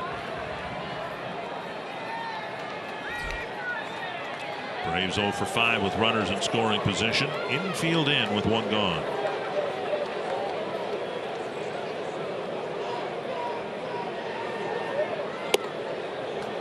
Sailing high and wide. Yeah, Freeman hit that home run on a breaking ball that just kind of hung, and he hit the 2-run home run in the 3rd inning. His 24th of the year. That tied the game at 2 apiece.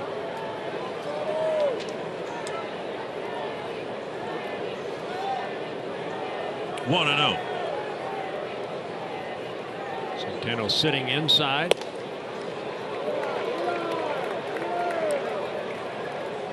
It's 2-0. First and second base are open. Right-handed hitting Matt Kemp on deck. They're going to go ahead and walk him. Yep. Set up the possible double play. So it'll be an intentional walk by Gibson, his 3rd of the year.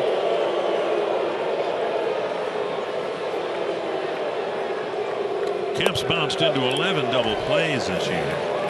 He hit a ground ball to Polanco in the 1st, but then lined a double in the 3rd.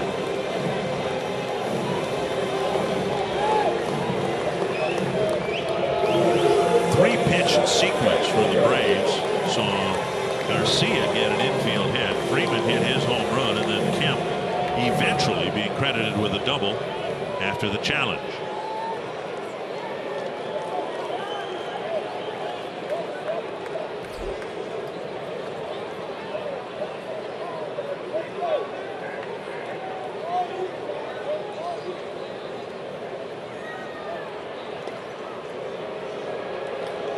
Cincinnati with a throw to first. Scampers down the line a little bit.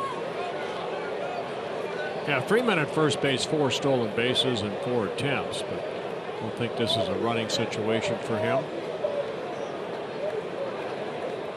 They brought Kemp here to drive in runs. Big swing right there on that slider.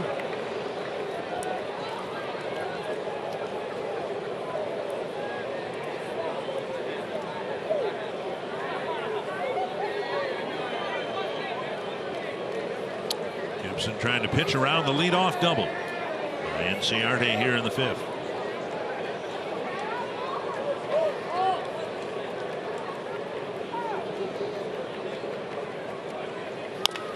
High chopper, Plouffe with the catch. Out at second, relay to first, double play. And the strategy works. Ciarte left at 3rd base, and we're still tied at 2. Nice play by Trevor Plouffe.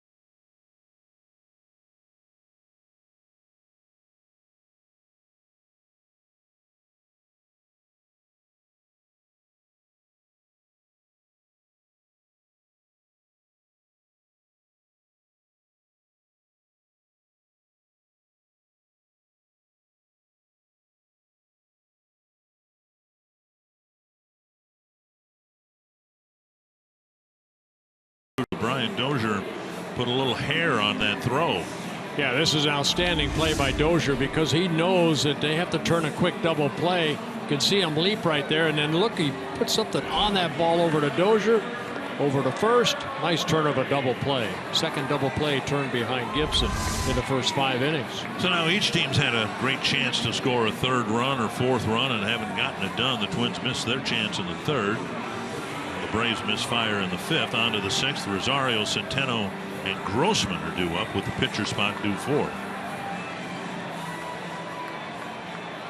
And Eric O'Flaherty will pitch for the Braves here starting the sixth inning. Now, O'Flaherty pitched in last night's ball game. Faced only one batter, and he hit Kepler with a pitch and then was taken out of the ball game, making his 39th relief appearance. Rosario 0 for 2, a strikeout and a line out to the right fielder Markakis, and he takes strike one after squaring the bunt. O'Flaherty, 31 years old, in his second stint with the Braves. With the Braves in 2009 to 2013, and came back again this year. Signed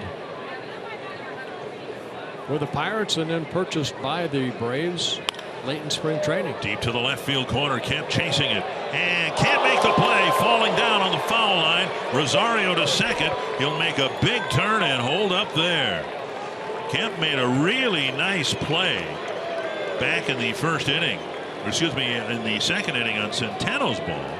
And that time a great effort, but a ball ticked off his glove. Yeah, I think if you ask Matt Kemp, he'll probably say I should have caught that ball right there. He was right there to make the catch. And you can see just off the tip of his glove.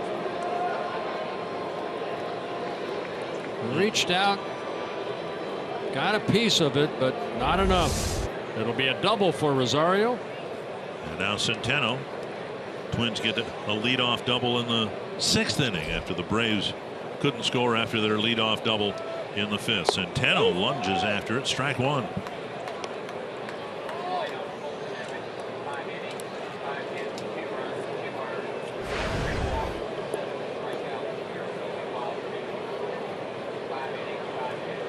Centeno lined to left and then walked.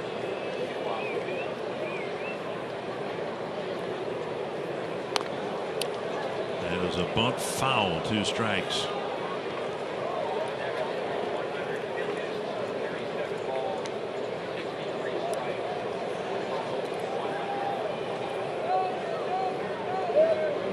This is not a good bunting team, Bert. Bunting is one of many things they have not done well this year. I don't think it's not only the Twins, it's all of baseball. The bunting has kind of left the game. Everybody wants to hit the 3-run home run with nobody on. A couple of times in the bottom halves of innings we've talked about productive outs for the Braves. We really haven't had one yet for the Twins. Plouffe came up in the third, second and third, nobody out. He had a comebacker to the mound. And Vargas struck out. The Twins got nothing out of that threat. Well, they need to do something with his leadoff double. Centeno takes up high.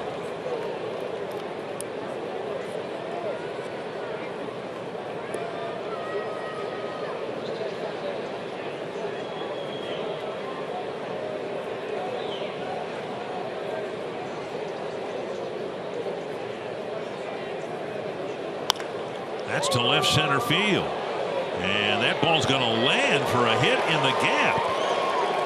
And Rosario will score. And I'm not sure what happened to Kemp. It looked like he almost stopped running after the ball. Rosario was trying to play it smart, and I think he was waiting for the left fielder to close on it, but he never came close. Well, it's a breaking ball right here, left up and away. And Centeno takes it the other way. And remember, Kemp had to go to the line to his right, that way to the left. And the ball fell in. He's tired. That didn't look good. So an RBI double for Centeno, picking up his 18th run, and the Twins take a 1-run lead. And now Grossman with Gibson in the on-deck circle. Grossman now as a right-handed batter. As a left-handed batter, he walked and struck out. Yeah, from the right side, he has really hit the ball sharply. Coming in, and it's at bat hitting .329 as a right-handed hitter. A strike, 1-1. 27 hits and 82 at bats.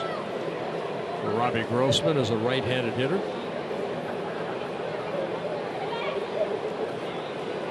Three of his 8 home runs coming from this side of the plate. Foul back, 1-2.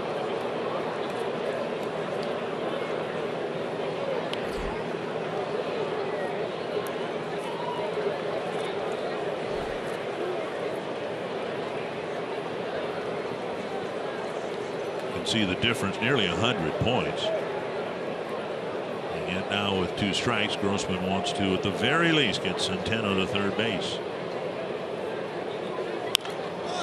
And a pop-up short right field doesn't look like it's going to get the job done. Peterson with the catch, and Centeno still at second. Changes things a little bit when you've got a pitcher hitting behind you. The safest assumption is Gibson's going to make it out here. I'd be surprised if they have him bunt right here. Go ahead and let him swing away. No, I wasn't suggesting bunting, but No. Hey, swing the bat, you might make contact. And you might have been able to score Centeno from third, but Gibson with a couple of major league hits, swinging and missing, looking for his first major league run batted in.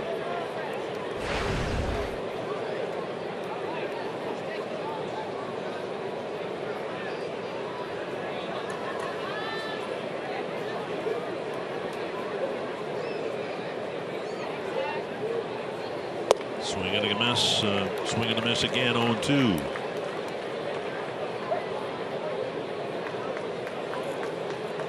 Dozier on deck.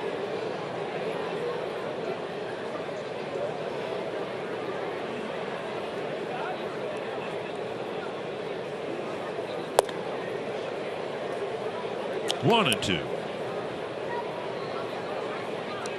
See, I would have swung at that just to get it over with.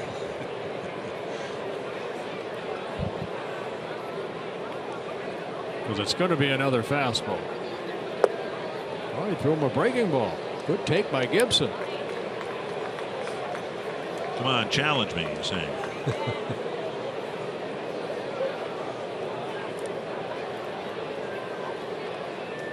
2-2. He said, okay, take that. 2 down. And now Dozier. Twins haven't gone deep yet in the ball game, but they do have 4 doubles, one of them from Dozier to start the ball game. 2 doubles in the first, 2 doubles here in the 6th. The Twins are back in front. And Dozier will be walked to bring Polanco to the plate. A sign of respect for Dozier here, with the Braves electing to put him on first base. And the happiest person at the ballpark is Garcia, because he was guarding that line again.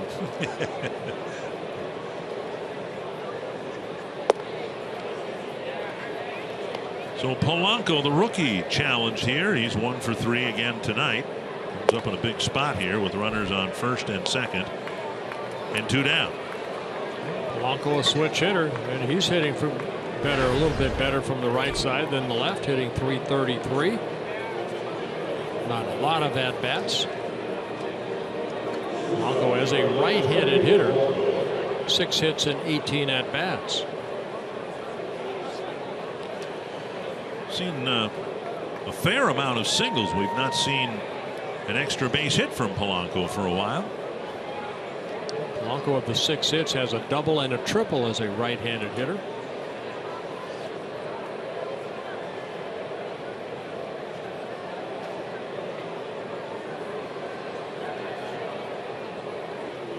Checked his swing. Strike 1. Looked like he checked. I guess Dana DeMuth called it a strike.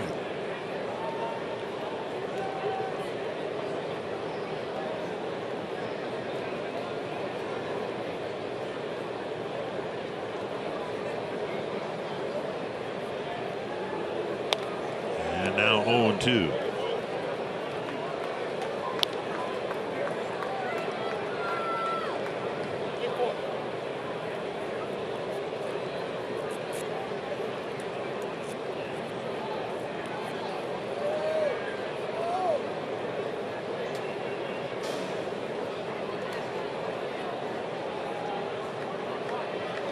2 strikes to Jorge Polanco. And he backs away from a fastball. And Dana Demuth decides that's the end of the inning.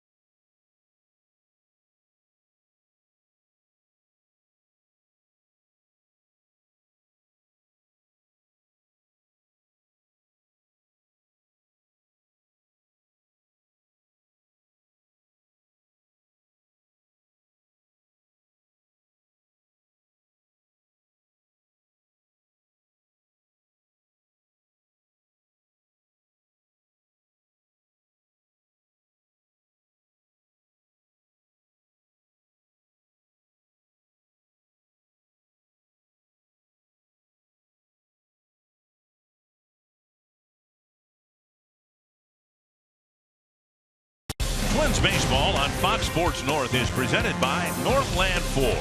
Visit northlandford.com and your local Northland Ford dealer today. And by Grand Casino. The best stories start here. What's yours?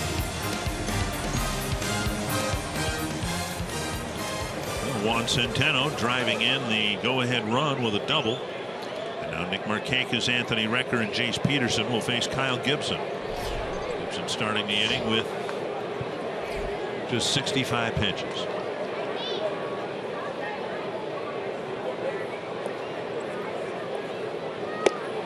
Up and in, ball 1. Yeah, what Kyle's been able to do the last 2 innings. In the 4th inning, he threw only 10 pitches, and then last inning, only 9.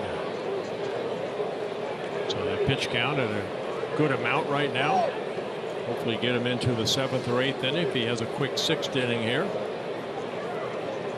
1-0 to Markakis.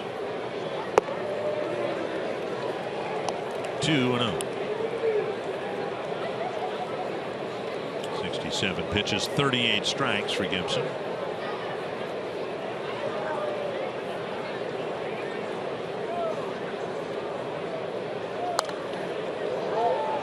Two and one.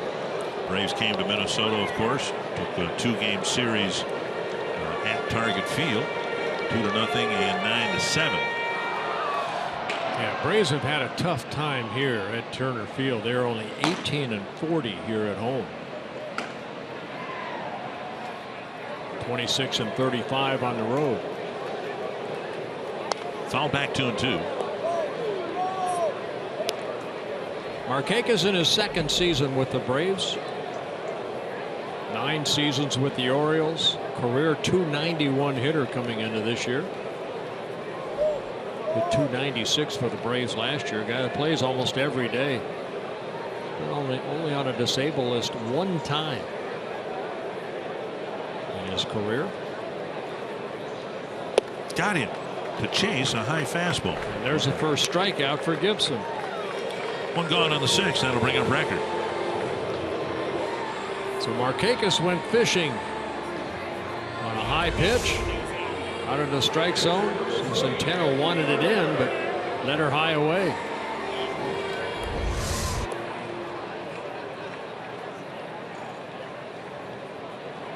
Recker 0 for 2. Ground ball to first. Foul out to Plouffe in the 4th. It's possible, depending on how severe A.J. Pierzynski's hamstring injury is. They put him on the disabled list today. It is possible that Pierzynski's career has ended. You know, that's only the 3rd time he's been on a disabled list in 19 years. That's remarkable, isn't it? It really is. Fly ball right field, harmlessly toward Kepler. He comes in a few steps, 2 away. Talking with Paul Molitor about the Metrodome and how difficult it had to be to play in that ballpark, particularly the long homestand. We're taking a look at next year's schedule. We've got some long road trips and some long homestands that we didn't have this year. But I always thought what Kirby Puckett did, never having gone on the disabled list, playing primarily center field with half his games played on that turf at the Metrodome, was nothing short of a miracle. To be out in center field and run as much as he did, be on the bases as much as he was on the bases. And of course, remember, the base paths were mostly carpet too. That was really remarkable. Good inning for Gibson as the Braves go down 1-2-3. Yeah, his first 1-2-3 inning.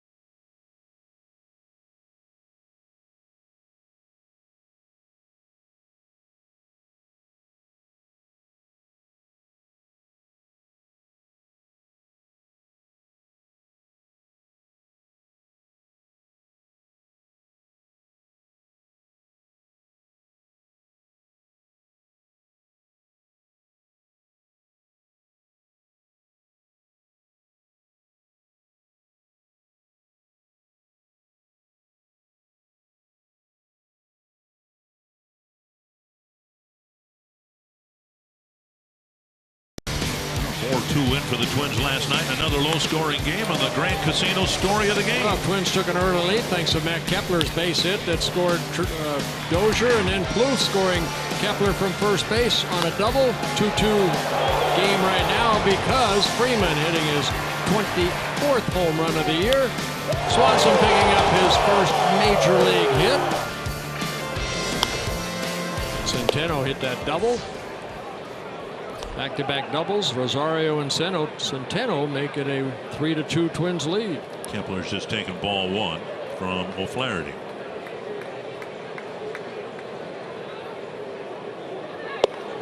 And up and in again. Kepler a single, an RBI, a run scored in the first, a walk in the third, and then he was called out on strikes in the fifth.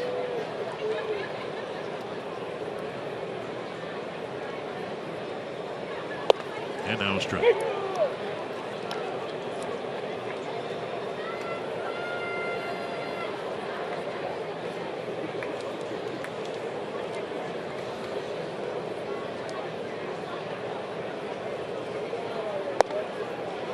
Now another strike, 2-2. For a couple of nights, if you missed a Kepler at bat, you missed a home run. He has not homered since Cleveland. But he'll take all of those he can get. Paul Molitor still says he doesn't see Kepler as being a 25-30 home run a year guy, but he expects a lot of line drive hits like the one he just got. His second hit of the ball game. Join Fox Sports North and the Minnesota Wild for the breakaway 10K, 5K, and 1 mile run Saturday, September 24th, benefiting the Herb Brooks Foundation. All participants receive a t-shirt and are qualified to win 2 suite tickets for the Wild Jets game on Sunday, October 8th. For more info, visit foxsportsnorth.com and click on upcoming events on the Hot Topics bar. Here's Plouffe. And a pop-up into the seats. We've talked about the Twins' success on the road, and it's the record has been better on the road than at home. I think mainly because they have had the knack of getting the big hits late in the game on the road more than they have at home. Inside 1-1. The last 3-4 innings of a game almost always decide the game, and for whatever reason the Twins have gotten the late doubles and home runs that they've needed in close ball games. Not so much at home. 2-1. Plouffe got an early double, drove in a run in the first inning, added a single in the fifth.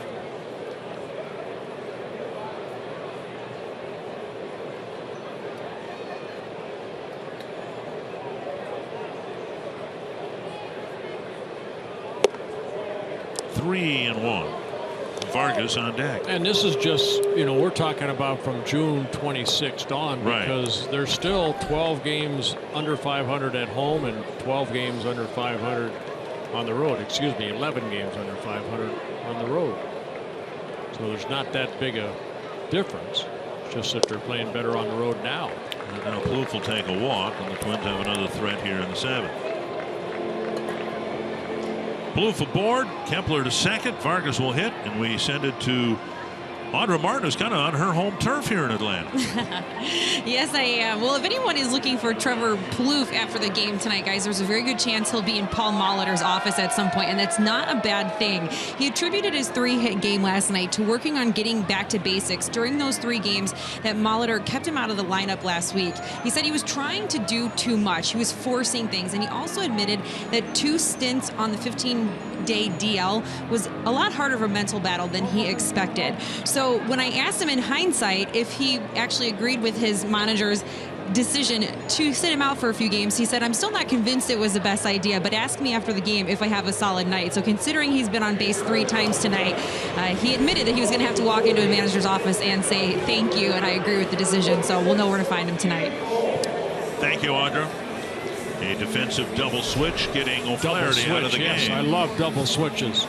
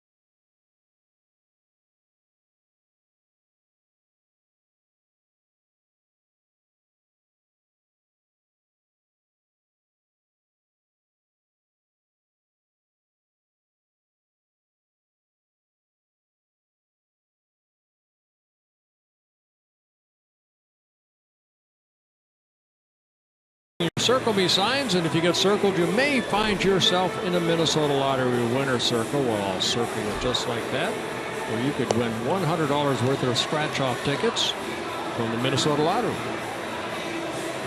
Well, a chance for the Twins to break it open a bit, 3-2. And now first and second, nobody out. Vargas will bat. And the Braves just going through all the double switching to bring in a different left-handed reliever, Ian Kroll. Love the double switch like that. Beckham coming in at second base. Now Ian Kroll, who worked in last night's ball game. He pitched well an inning and a third. He relieved De La Cruz in the 6th inning. Through 20 pitches, 12 for strikes, had a walk and a couple strikeouts.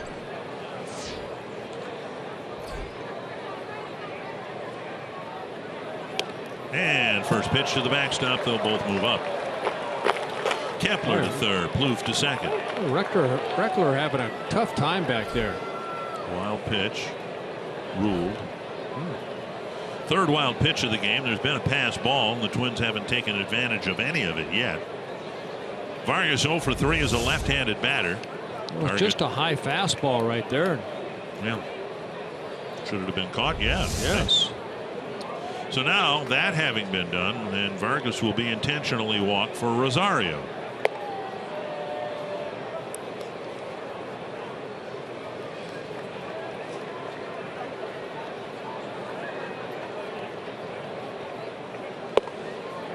So Vargas will reach. The bases will be loaded.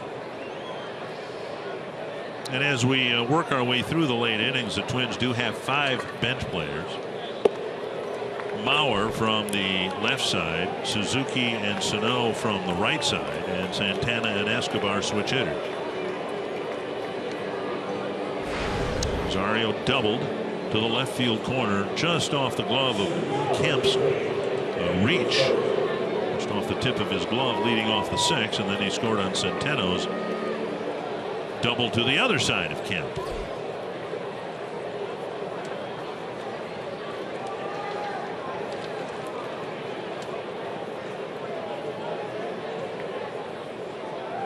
Swing and a miss. Rosario hitting .235 against lefties. Crow with a fastball in the low 90s, curveball, and a circle changeup, coming over from the Detroit Tigers over the winter.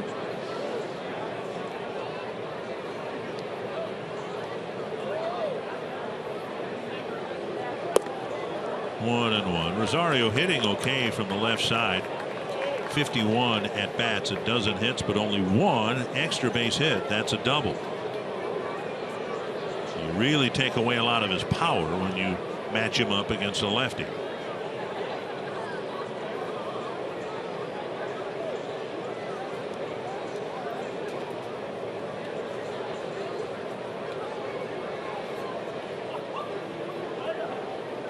And poke foul. Rosario's double upped his average against lefties to the .250 mark, and it was his second double of the year against a lefty. 1-2. 11 strikeouts, 52 at bats against left-handed pitching. Braves playing the middle infield back. They'll take a conventional double play and give up another run if that's what happens here. And flip foul. Yeah, breaking ball right there. Reached out and just got a piece of it. Michael Tonkin starting to warm up. Gibson after 6 innings, 73 pitches.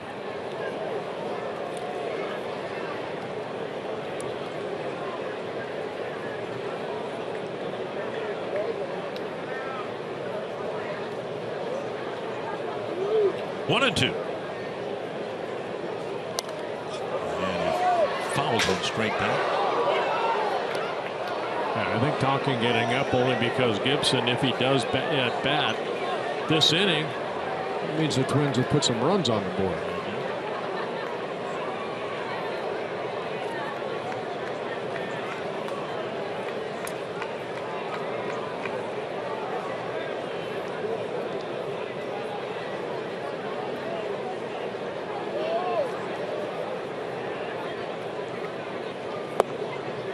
And now 2-2. Had a similar opportunity in the third, but didn't get a run. Bases loaded, no place to put Rosario, and the count's 2-2.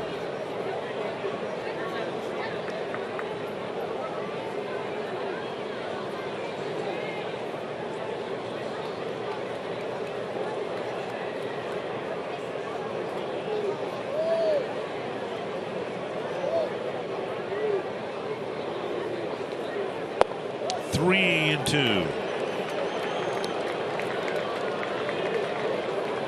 And Rosario, who has drawn more walks lately, Finds himself with the bases full and the count full.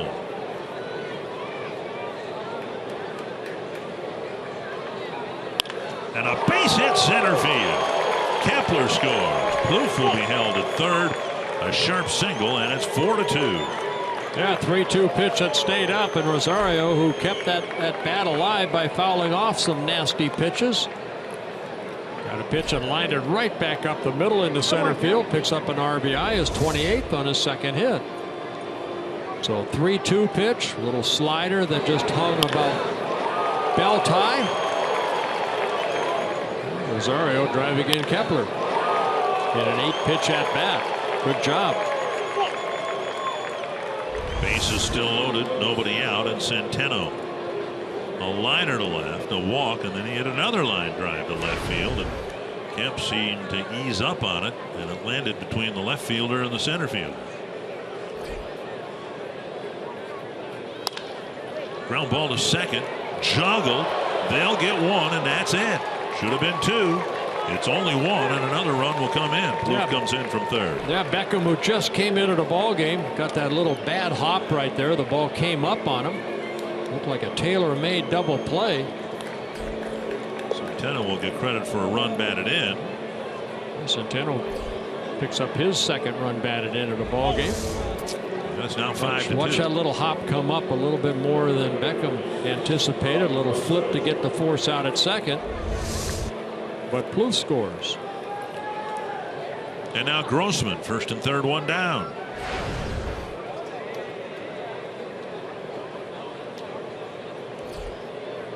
Strikes presented by Carrier. And foul, one strike.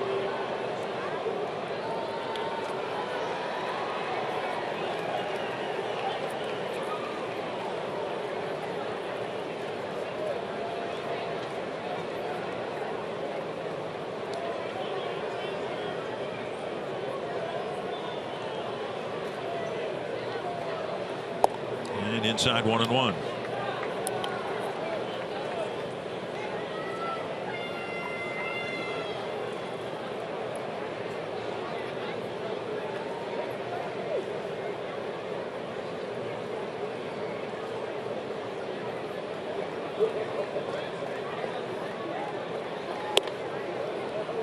Now 2-1.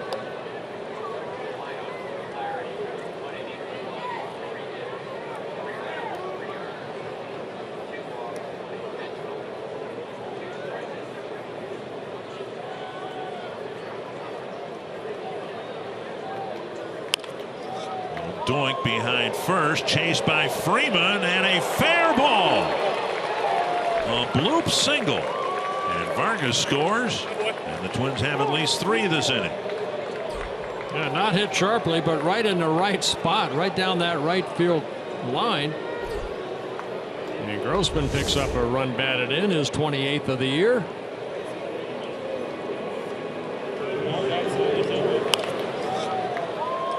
As Vargas scores.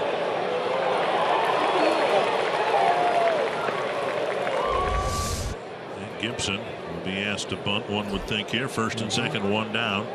Freeman creeping in. He's 50 feet from home plate. Gibson takes strike one.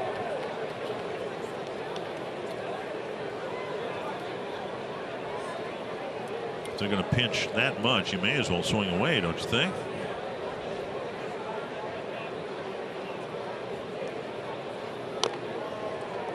Two strikes.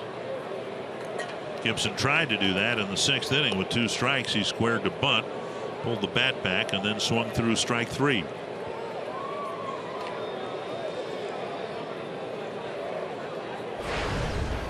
And even with 2 strikes, Freeman starts the pitch 60 feet from home plate.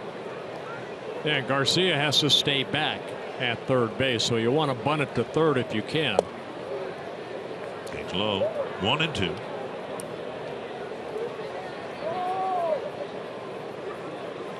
Gibson put a bunt down in the 2nd inning, but it was bunted too hard, and Freeman got the force at second base.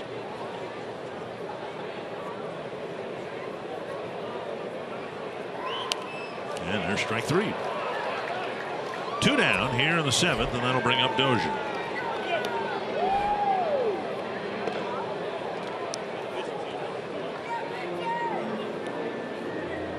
Snitker will come to the mound with Brian Dozier due up. One of 7 right-handed relievers that the Braves have will come in and try to keep this a 6-2 ball game.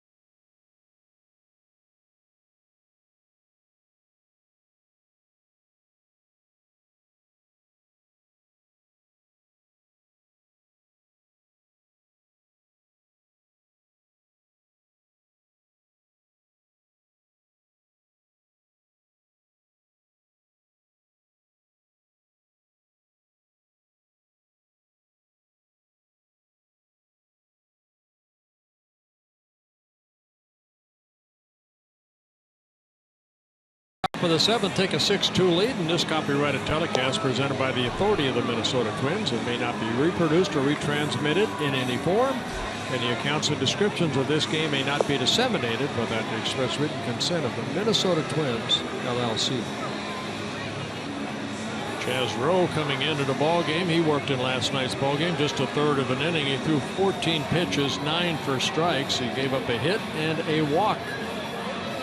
Walked Rosario. Gave up a hit to Kurt Suzuki in the 8th inning. First and second, 2 down. Dozier will bat.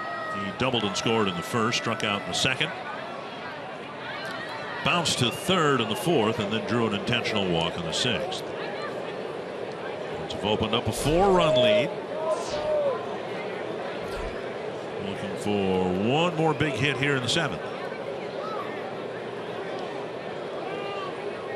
Centeno being watched closely at second base.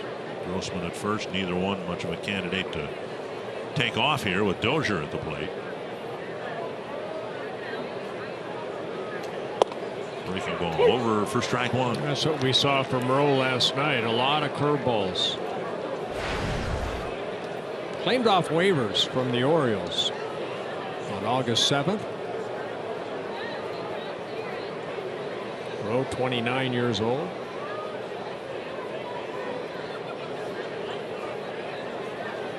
Checked his swing. Another curveball. Don't see the Braves much, but that seems to be a common story, that players we're seeing here have been brought from other organizations, which suggests the Braves farm system has let them down. 1-1. And it's not much consolation, but the Twins on the other hand have struggled for most of the last 6 years with players within their farm system who've come up here and not performed as hoped or expected. Yeah, Rowe was a #1 pick by the Rockies, Colorado Rockies, back in 2005. He's pitched for the Diamondbacks, the Yankees, and earlier this year for the Orioles before they tried sending him out. 1-2 to Dozier. Smothered by Record.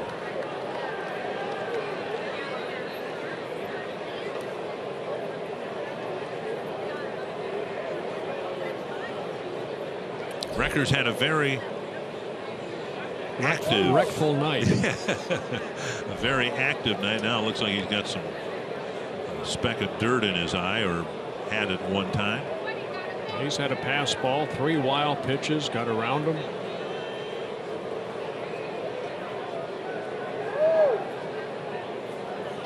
Now 3-2 with Polanco on deck.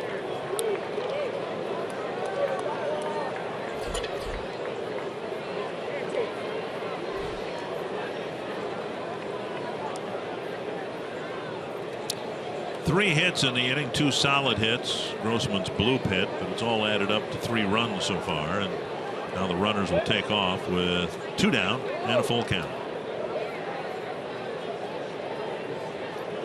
And Dozier strikes out. The Twins add 3 and lead 6-2.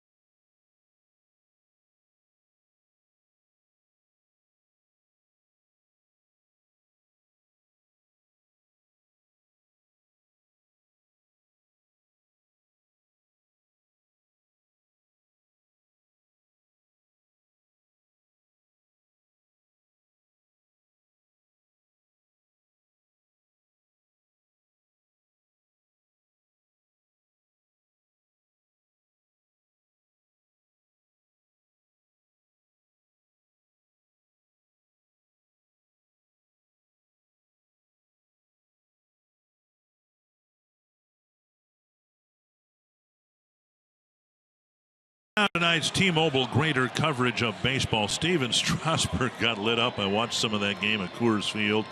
I put him in the column of pitchers who doesn't enjoy pitching there after today. Anibal Sanchez took a no-hitter into the 7th inning, almost completed the 7th inning. Carlos Santana with his 26th home run of the year, and the Indians continue to play well. A near no-hitter, at least a partial no-hitter, for Steven Gonsalves of the Twins Double-A team in Chattanooga. He pitched 6 shutout innings. Pitch count was right around 100. They took him out. Left-handers had a pretty good year this year, and I think has solidified his status as a Twins prospect out of Double-A. Gibson, now with a 4-run lead, will be asked to get the Twins through the 7th. Well, first 3 innings, Gibson had 46 pitches, but over the last 3 innings, he's had a total of 27. So we're getting some quick outs here in innings number 4, 5, and 6. 10 pitches in the 4th, 9 in the 5th, and only 8 last inning. First man he'll face here in the 7th is Dansby Swanson, who has hit 2-line drives against Gibson, lining out to Rosario to end the 2nd, and then a 2-out single in the 4th. Yeah, that was his first major league hit. Swanson playing in his first major league game, just getting called up. September 22nd is Ryder Cup night at Target Field. A limited number of Ryder Cup theme night ticket packages are available that include a game ticket and Ryder Cup themed Twins cap. Learn more at twinsbaseball.com/Ryder Cup or call 800-33-TWINS.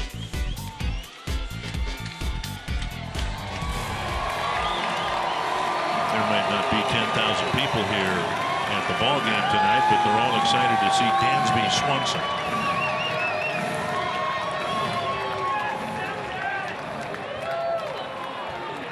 And I'm still stunned. I was stunned when I read about it last year in December, that the Diamondbacks would trade this young man, first overall pick in the country. And right now that trade is potentially going to set the Diamondbacks back for a long time. Inciarte looks like he might be the center fielder here when the Braves are good again in a few years. Right. You know this guy, 1-1. And Shelby Miller, the guy the Diamondbacks wanted to augment the rotation with the signing of Zach Greinke later on. And it just has not turned out well for the Diamondbacks at all. 1-1. Ball strike two. Right now the Diamondbacks. Yeah, it might have been the curveball right there. We don't see Kyle throw too many curveballs. Slider down and away that he swung through, and then he took the curveball. So Kyle looking for a second strikeout. 1-2 to Swanson. Strikeout. Gibson now set down 5 men in a row. Well, I said this first at bat he did not have a good swing on that slider, and then Gibson got him a fastball to hit in his second at bat right there. Stayed with the breaking balls. And Swanson, you can see, swinging and missing by a foot. So Gibson picking up his second strikeout. Now Gordon Beckham, because of the double switch in the top of this inning. Beckham hitting in the 9th spot, pitcher spot, now 7th in the Braves batting order, and Gibson starts Beckham with a strike.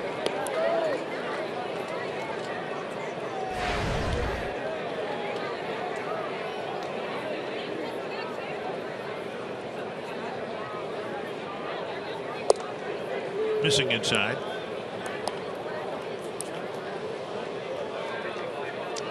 Of course, the Twins saw a lot of Beckham when he was with the Chicago White Sox. Kind of a homecoming for him, too. He was born here in Atlanta, Georgia. Plouffe bare hands fired. Good play. 2 down. Nice play by Trevor.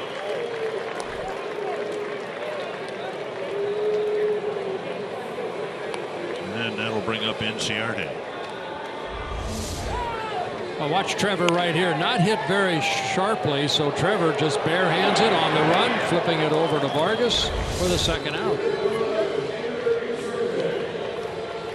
Inciarte with 942 at bats with the Diamondbacks, and he hit .292.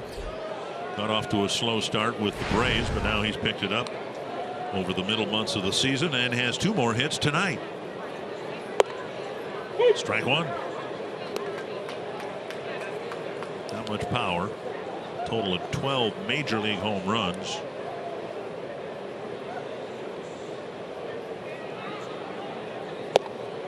One and one. He's kind of an old-fashioned leadoff hitter. You know, you're supposed to get on and score runs. Now so many clubs have their power, like we have Dozier, you know, hitting leadoff. Carlos Santana for the Indians.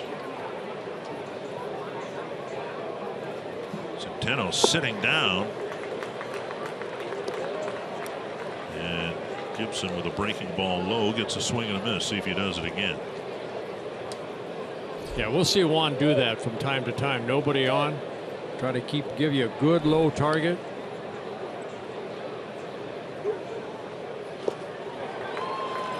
And a tag completes the strikeout, completing Gibson's second straight 1-2-3 inning.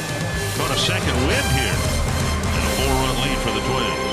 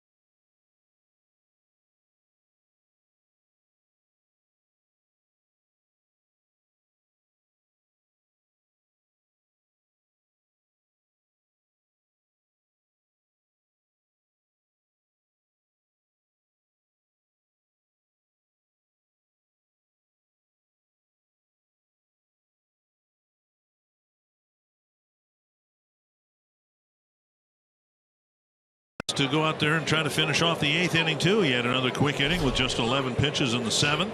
84 pitches. He should be able to go out there. Polanco will lead things off for the Twins. Rowe still out there for the Braves. Polanco, Kepler, and Plouffe. 6 runs for the Twins, and they haven't hit one over the fence yet. This guy can hit. Jorge Polanco can hit. 2 more hits here tonight. Leadoff single here in the 8th. You know, and we haven't seen him, you know, chop the ball and get a lot of infield hits or get any little flares. I mean, they're line drives, solid singles and doubles.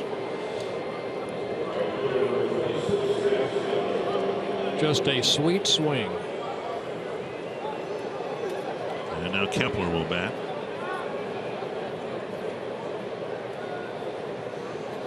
Kepler has a couple hits. Strike 1.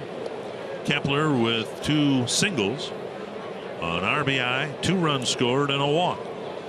And has returned to the 3rd spot in the lineup.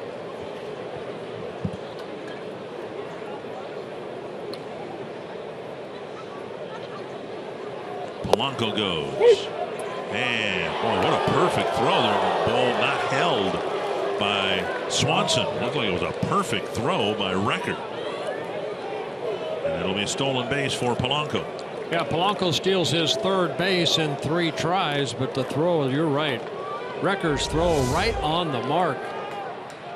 That's a shortstop, Swanson, covering. A little short hop that went in and out of his glove. But a solid throw. And steal their 1st base of the night. Kepler swings over a breaking ball. 1 down. And it'll bring up Plouffe. 2nd strikeout for Rowe. Plouffe has reached 3 times, a couple of hits, an RBI, a run scored, a walk.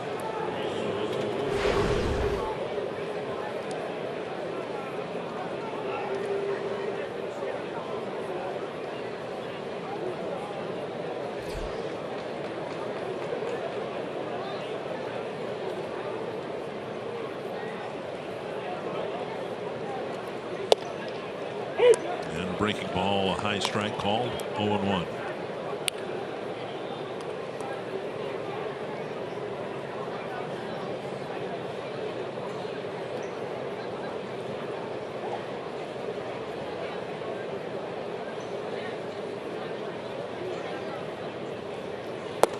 Down and away, 1-1.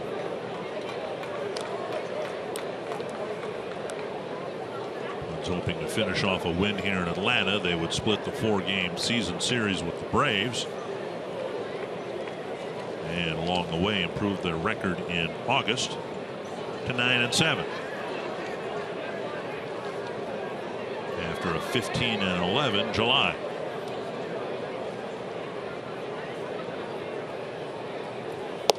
Down the middle, a fastball, and it's 1-2. Yeah, Trevor a little upset. I think he's looking breaking ball right there. And got a fastball.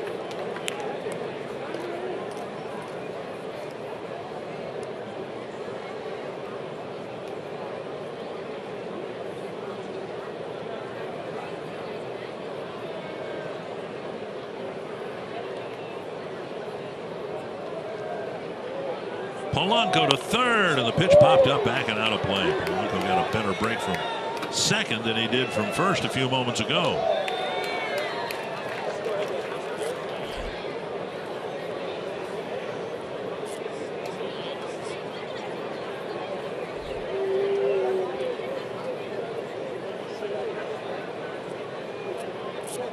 Sometimes pitchers will look back once and then go home. Sometimes you have to look back a couple times.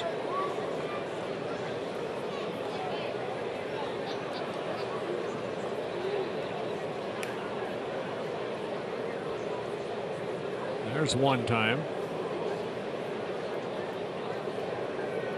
And again.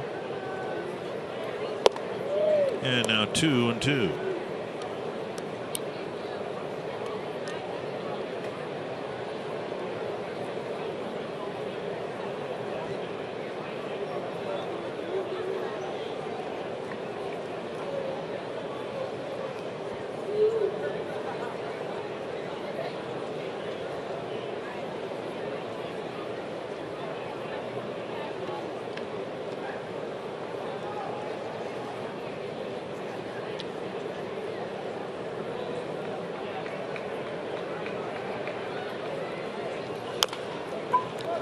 chop up the third baseline. Garcia fired, gets Plouffe by a step. Will go to third base, 2 down. Yeah, nice play by Garcia right there because he was playing back. Had to come in and on the run make a good throw. And now Vargas 0 for 3 was intentionally walked and scored his last time up. Kind of a swinging bunt right here. Garcia, we'll see where he's playing. Back comes charging in. Quickly getting it over to Freeman for the second out. Polanco moving over to third.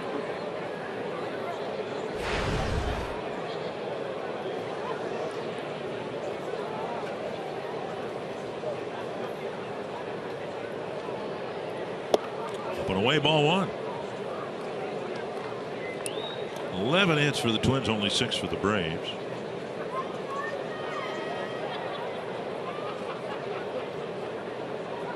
Twins have had 18 at bats with men in scoring position. They have just 4 hits.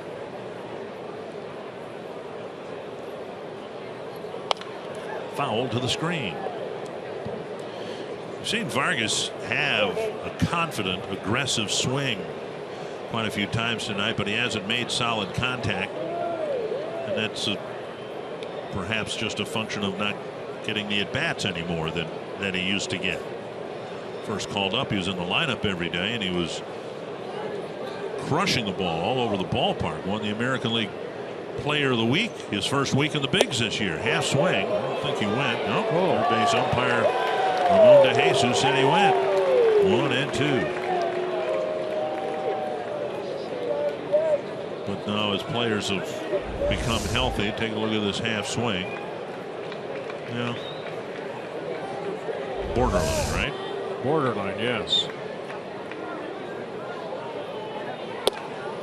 Wide, 2-2. As players have come off the disabled list, there is a premium on playing time. And the Twins saw Mauer get 3 hits last night, including a home run. Talked about the Sano situation when he comes back. I think we can anticipate him being the DH for a game or 2 before he gets back to third base. 2-2. And a dribbler up the line. It'll kick foul. So then as Sano gets healthy, Trevor Plouffe has had 5 hits in the last 2 games. You want to put him on the bench? So it's a constant puzzle for the manager to try to pick who can play, who can maybe get a few games in a row to get a little bit of a rhythm at the plate. We would expect Sano will be back in the lineup when there's a designated hitter tomorrow night in Kansas City.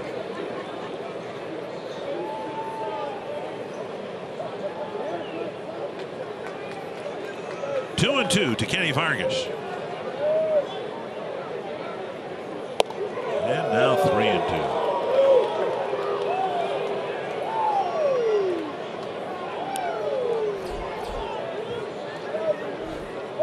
Rosario on deck. He's hit the ball hard 3 times tonight.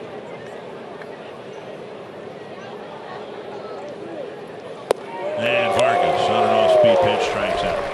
Polanco left at third base. The Twins lead at 6-2.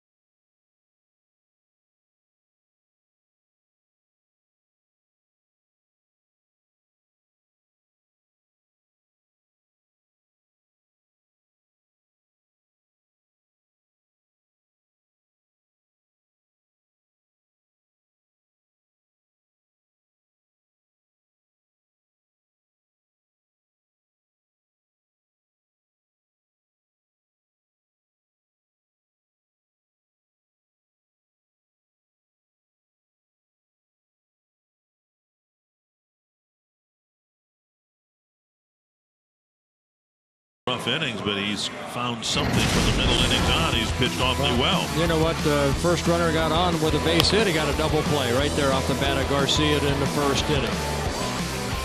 And then when he got in trouble, the ball hit right back to him. Held that runner at third base. Got the out. Got a big double play right there. That in the 5th inning.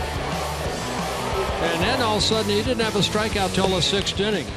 Picked up a strikeout there. And then last inning, 2 of the 3 outs, he got strikeouts. And we've seen brave hitters do a lot of what Adonis Garcia just did.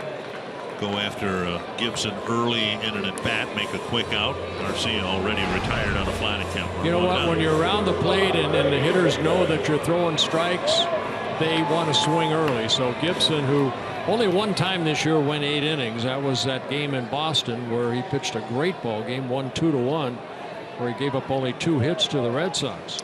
In his 3 prior starts in August, he hadn't thrown a pitch in the 6th inning, and now here he is throwing pitches in the 8th. 1-0 to Freddie Freeman. The only blemish on Gibson's night, a first pitch opposite field game-tying 2-run home run by Freeman in the 3rd.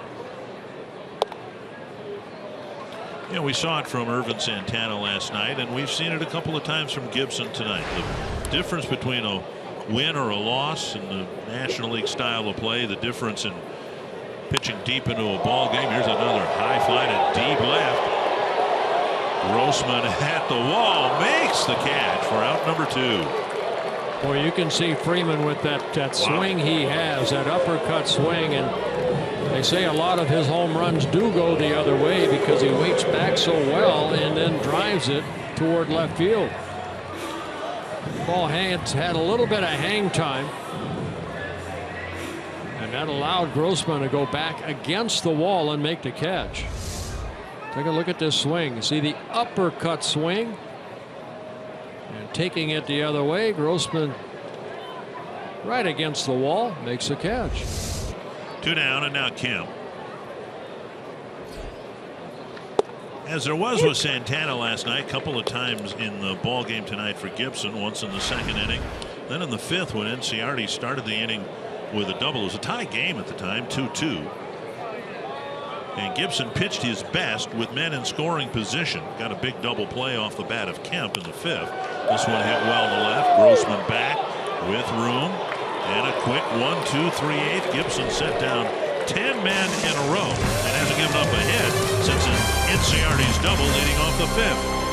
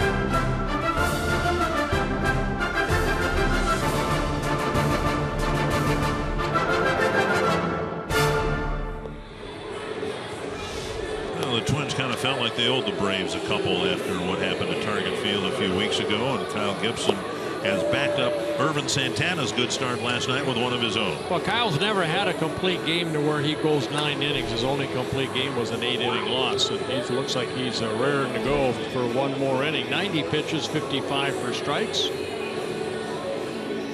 Jason Hirsch coming out of the bullpen, making just his second major league appearance. He's worked only 1 inning. He gave up a run on 3 hits. Braves' #1 pick back in 2013 out of Oklahoma State.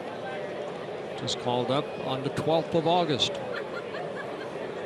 5 days ago. Up and away to Eddie Rosario. He's hit the ball hard 3 times tonight, lining out to Markakis to end a threat in the 3rd, and then a leadoff double in the 6th, and an RBI single in the 7th.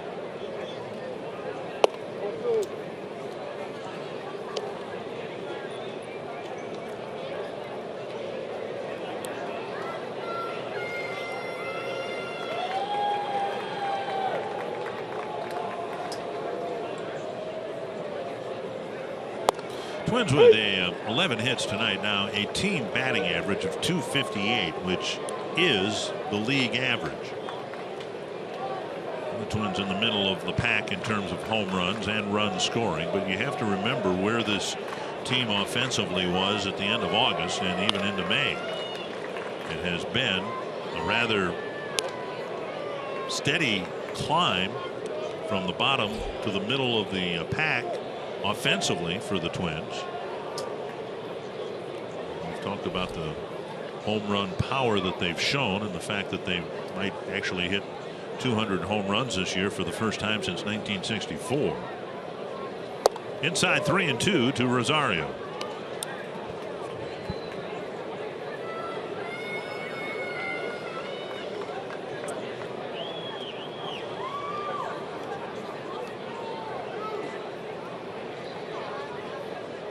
Kepler, a big part of it.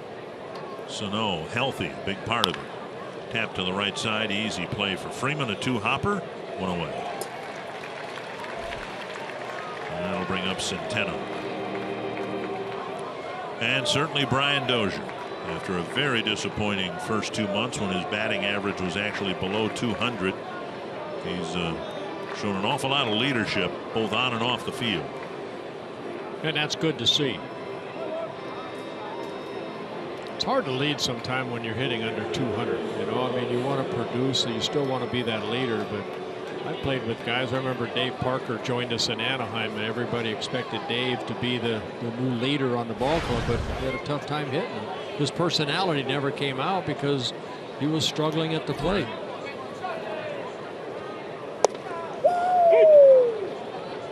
One strike to Centeno.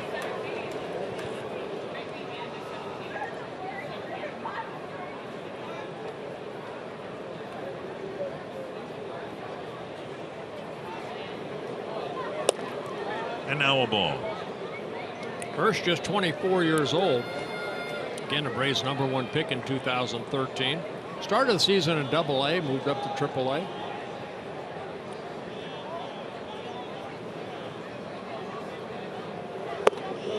Now 1-2. Slider down and in.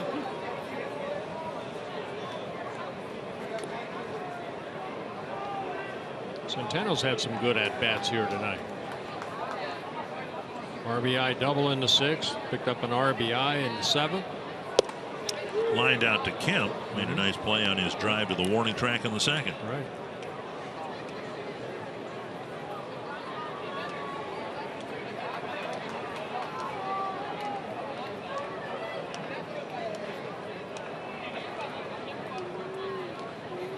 And a foul ball, keeping the at-bat alive.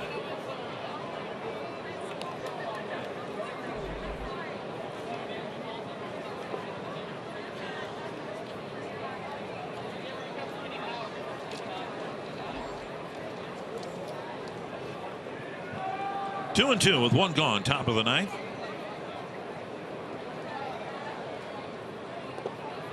And now 3-2.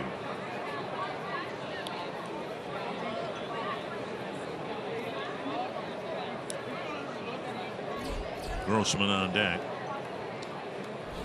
We'll see what the Twins do, what their intent is with Gibson in the 9th inning if someone reaches base.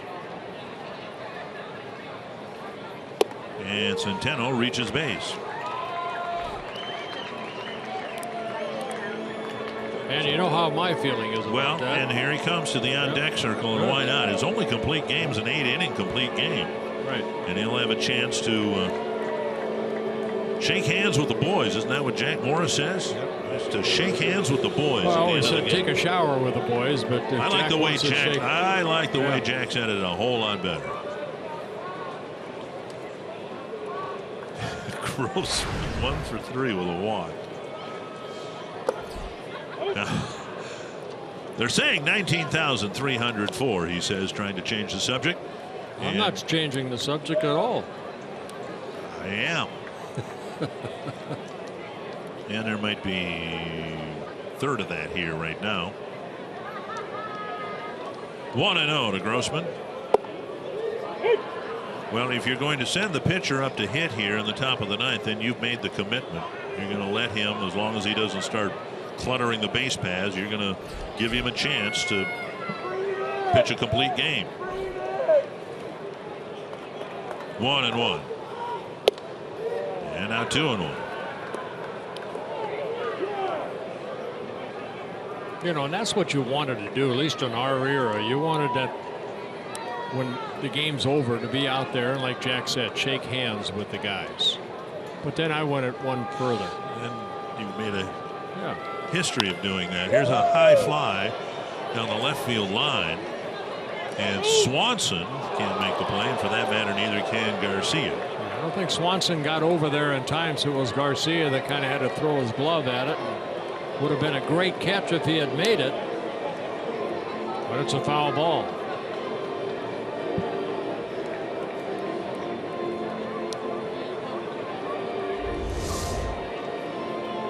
Garcia going back, trying to find that ball again, kind of drifted on him a little bit. 2-2 to Grossman.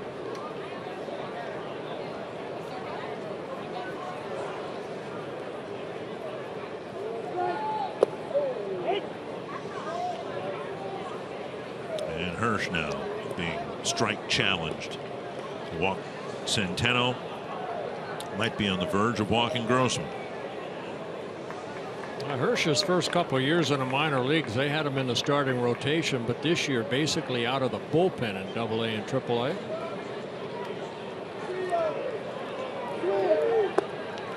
And now Grossman walks. 2 aboard for Gibson. Kyle's going to try to bunt for what, the 3rd time?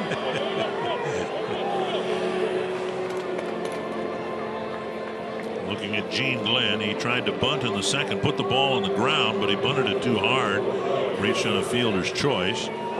Failed to bunt in the 4th. Failed to bunt in the 6th. Failed to bunt in the 7th.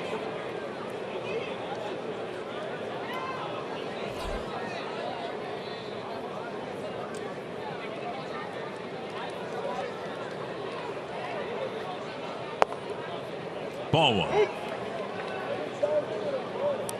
To the mound to talk to Hirsch. Yeah, if they're going to give you an out, you have to throw a strike.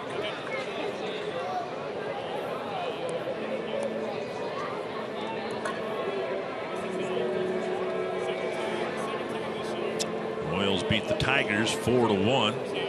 Anibal Sanchez took a no-hitter into the 7th, but Royals came back and beat Detroit. Yeah, Detroit's taking a little bit of a dive. 3 losses in a row and a lot of injuries. 2-0. And for the Royals, they're now back to the 500 mark after a good little run. 4 straight wins for Kansas City. Twins will go to Kansas City after the game tonight.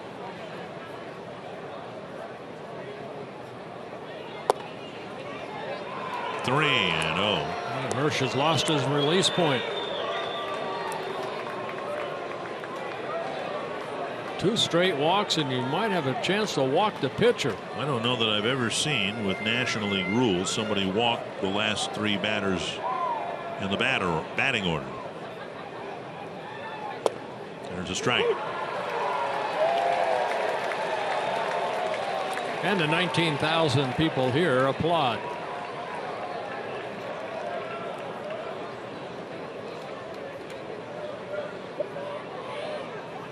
Can he do it again? Nope. Centeno, Grossman, and Gibson all one.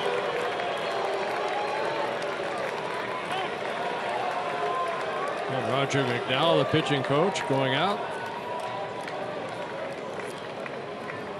It's a shame it's such a hot and muggy night. My favorite thing was always watching when a pitcher reached first base, them running a jacket out to the pitcher on the bases.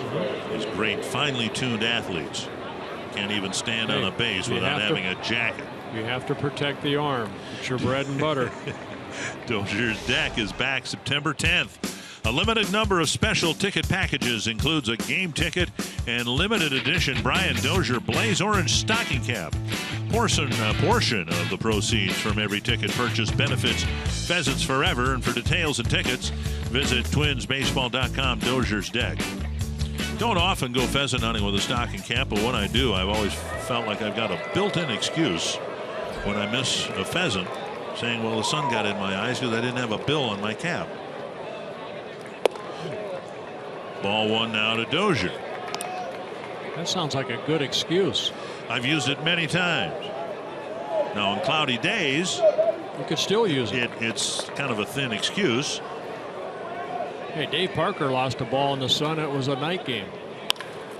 Dozier with a base hit to left. Centeno will score. Grossman will score. And the Twins tack on a couple of runs here, now lead at 8-2. And Brian Dozier picking up his second hit. Now has 72 runs batted in on the season. And now Polanco, his 6th plate appearance.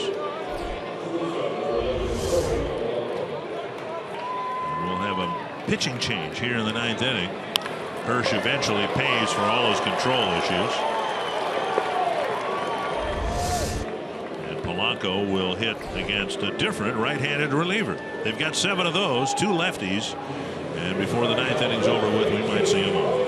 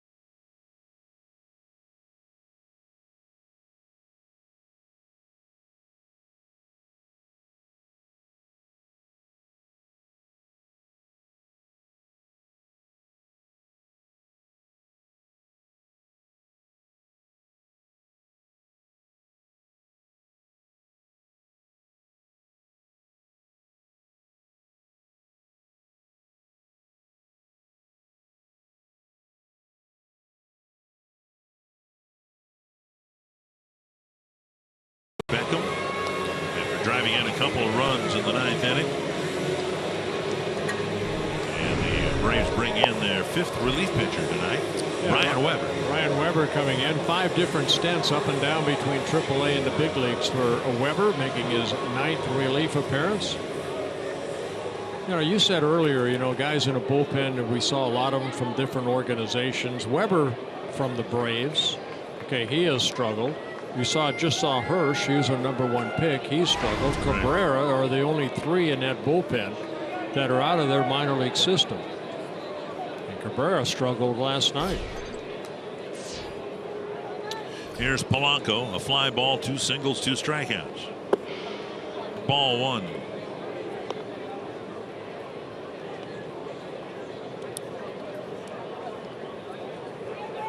Weber, 25 years old, signed by the Braves in 2009. St. Petersburg College, St. Petersburg, Florida. Inside 2-0.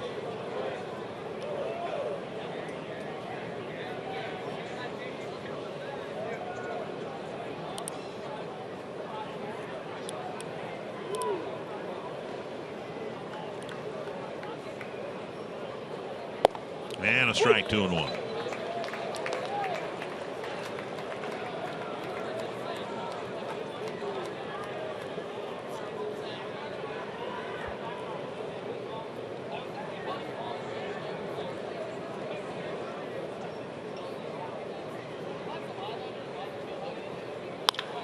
To right field, down for a hit.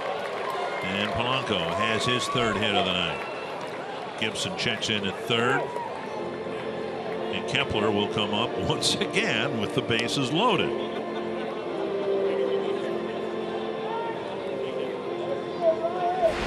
There's a reason Kepler, with 1 RBI tonight, has 53. He's come up in so many bases loaded situations like this. Yeah, he has the Twins' only grand slam this year.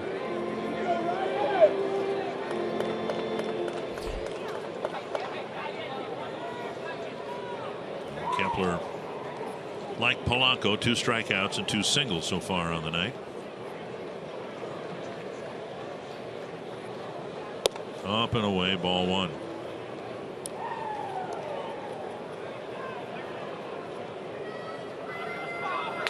Kepler's grand slam came in the 5th inning in Texas against A.J. Griffin. Twins won that ball game 15-5.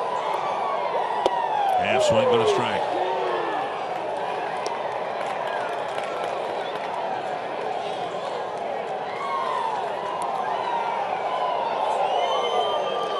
Not much left for the fans here to do other than howl. Well, we had the full moon last night. To center. And Enciarte makes the catch. And no reason for Gibson to try to score. At least we hope there isn't. Bases loaded, 2 down for Plouffe.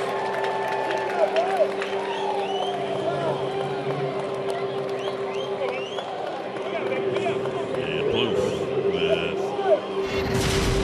with good little 2-game series here with 5 hits. He's been on base a lot. Yeah, last night, the RBI double in the first, added a couple more hits here tonight. An RBI double in the first, got picked up a base hit in the 5th, walked, scored, and defensively made some nice plays. Started maybe the fulcrum for the whole game, the double play in the 5th inning. It was a 2-2 game. Enciarte had a leadoff double. And there was an intentional walk to set up Kemp for a potential double play, and he chopped it into the dirt. And catching it wasn't the hard part, or wasn't the extraordinary part. He threw a P to Brian Dozier to get the out at second, and then Dozier completed the double play. Well, what's nice, you could ask Brian, that was a perfect throw to him too. It wasn't like, shin high or up. Yep. It was like right in his chest where he could quickly turn and throw to first bases, being Vargas. When a player misses as much time as Trevor's missed, you think about the repetition that he's missed in practice time, and of course you naturally think about the hitting, but Trevor's a third baseman by trade, and he made a really nice play, having not played much third base over the last month and a half. 1-1. And a ball lined over the glove of Beckham. Gibson will score, and it'll be a 2-run single. Plouffe will be out at second base with a good throw, and he's out. But Plouffe and Dozier each deliver 2-run singles and a 4-run ninth, and Kyle Gibson will have a chance to pick up his first 9-inning complete game victory.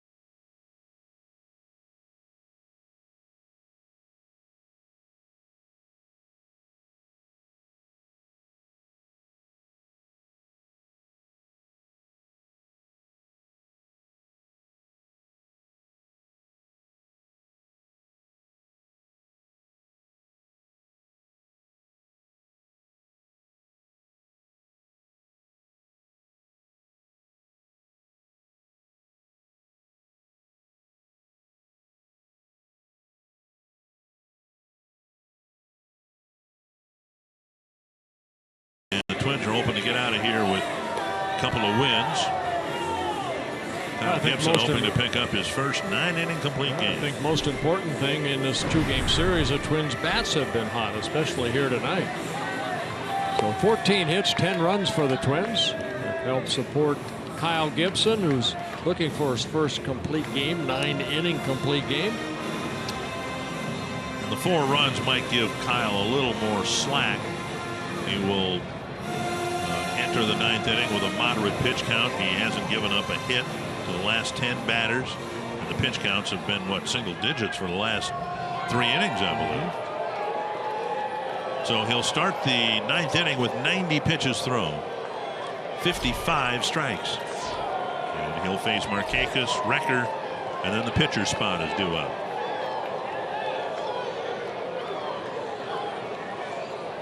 Well, again, the first 3 innings, 46 pitches, but boy, I tell you what, after that, 10, 9, 8, 11, 6. So he's where you want to be to get a complete game. And Markakis takes outside ball 1. There are the numbers right there. You see the first 3 innings. Really, the third was good. Just the first couple. Other than that, outstanding. And a strike, 1-1.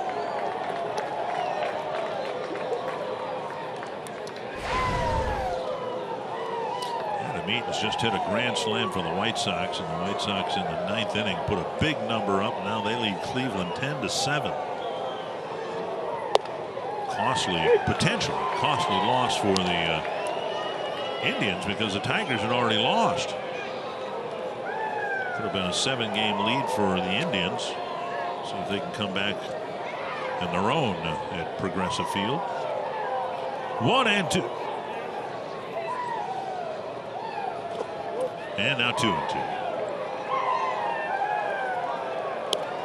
With Eaton having just hit the grand slam, and Cleveland now behind 10-7 in the 9th inning. Cleveland's lead is 6.5. Kansas City got back to the 500 mark. And the Twins looking for win number 49. Deep to right center field. And gone. That's a souvenir. Hanging breaking ball right there, and Gibson gives up his second home run. And it is 10-3. Markakis picking up his 8th home run of the year.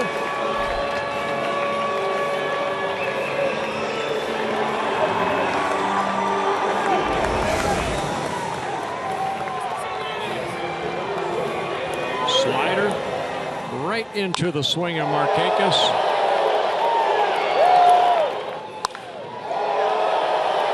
And it's a souvenir.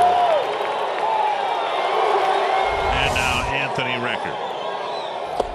Strike at the knees. Gibson won't pitch in Kansas City. And then the Twins have an off day on Monday, so his next start would be on 5 days rest.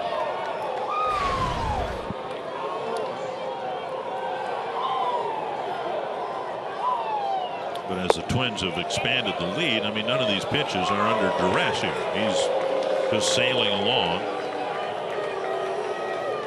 Now, Twins have 3 complete games this year. Santana has 2 9-inning complete games. Phil Hughes has the other. That was a 6-inning complete game. JT Chagua starting to get loose.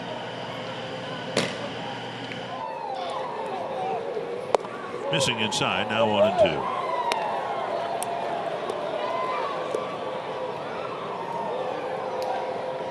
And I hate to do this so late in the evening to you, because I think when I say these things, it tends to disturb your sleep at night.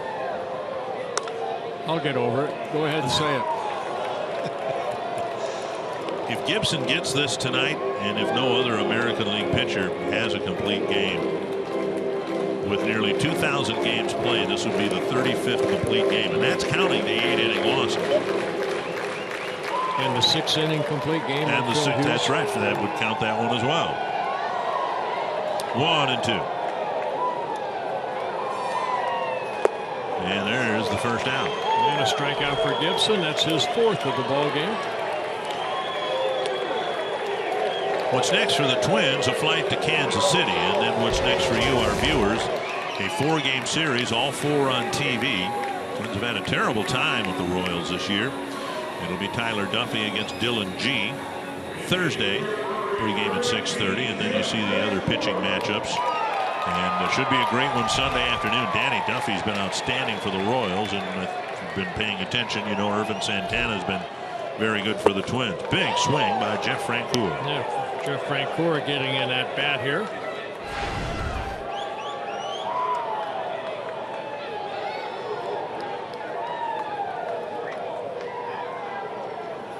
Inside now, 1-0.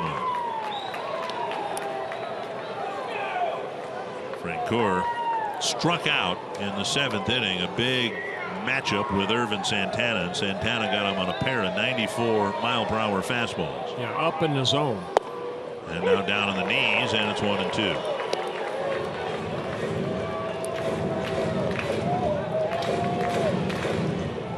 Francoeur is a pinch hitter, 6 hits in 28 at bats, driven in 3 runs.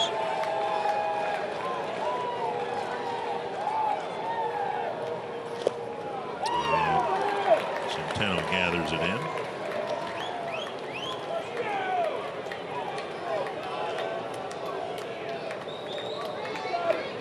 Two and 2 to Francoeur.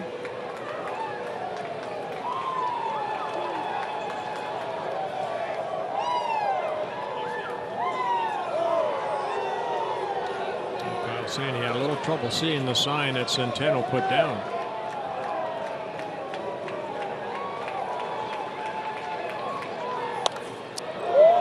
It hit the screen, thankfully. 2 and 2.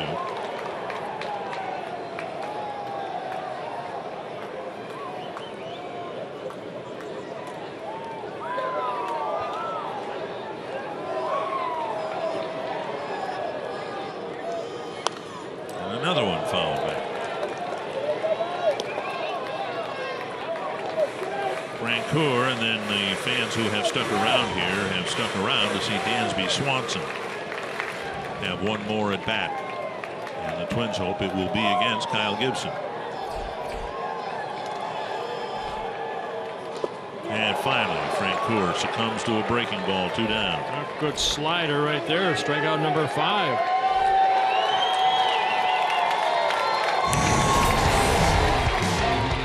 Drafted number 1 overall just over a year ago, and tonight he made his major league debut. Yeah, then coming in his second major league at bat in the 4th inning, lining it into right field. So 1 for 3 with a strikeout.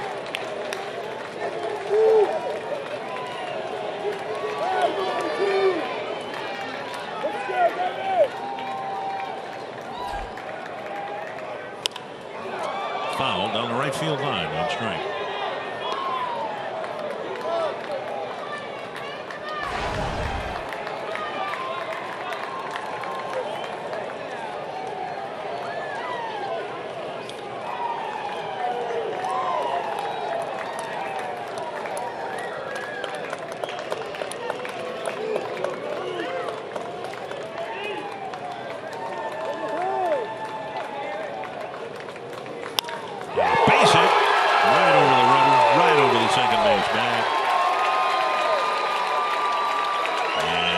Gibson gives up a couple of hits here in the 9th, and the next batter is Gordon Beckham.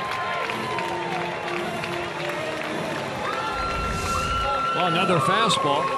Surprised he doesn't go to that slider, because he had some vicious swings on that slider down and away. But Gibson giving him a fastball. Swanson picking up his second hit. All right, what do you think? One more batter? Well, hopefully this is the last out. Well, that's what I mean. But if Beckham gets a hit, well, let him finish. A 7-run lead. Such a dinosaur. Down and away, ball 1. Chagua was warming up for a reason. There are 2 outs. I just had to throw a little bit. 110 pitches for Gibson. That's the most he's needed in a ball game. Tapper foul, 1-1.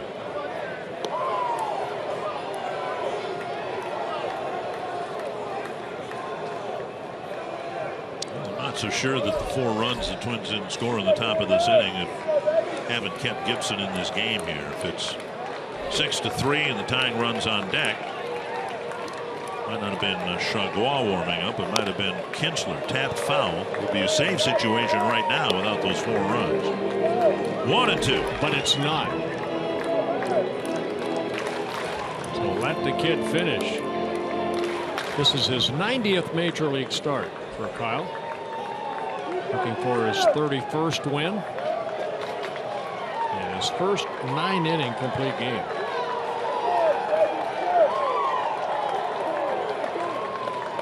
One and 2 to Beckham.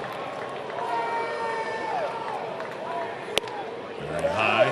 Swanson goes to second on defensive indifference, and the fans haven't had much to cheer about.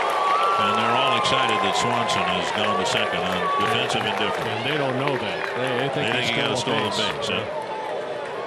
And if he wants to steal third, he can do that too. 2-2 to Beckham.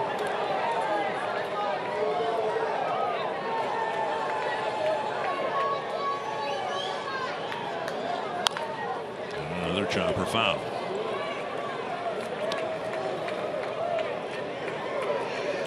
Beckham's second plate appearance. He grounded out to Plouffe in the 7th.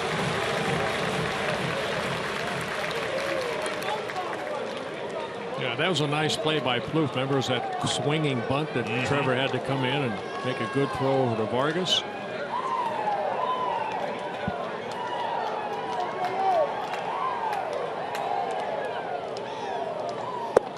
Strike 3. And Kyle Gibson pitches a 9-inning complete game victory. And the Twins have taken 2 games here in Atlanta. Congratulations to Kyle Gibson. No strikeouts in the first 5 innings, 6 strikeouts in the last 4. So he ended it with a flurry and struck out the side, says Dana Demuth. Thank you very much. Tom Hanneman, the Twins were bitterly disappointed in how the Braves manhandled them at Target Field, and now the Twins did what they could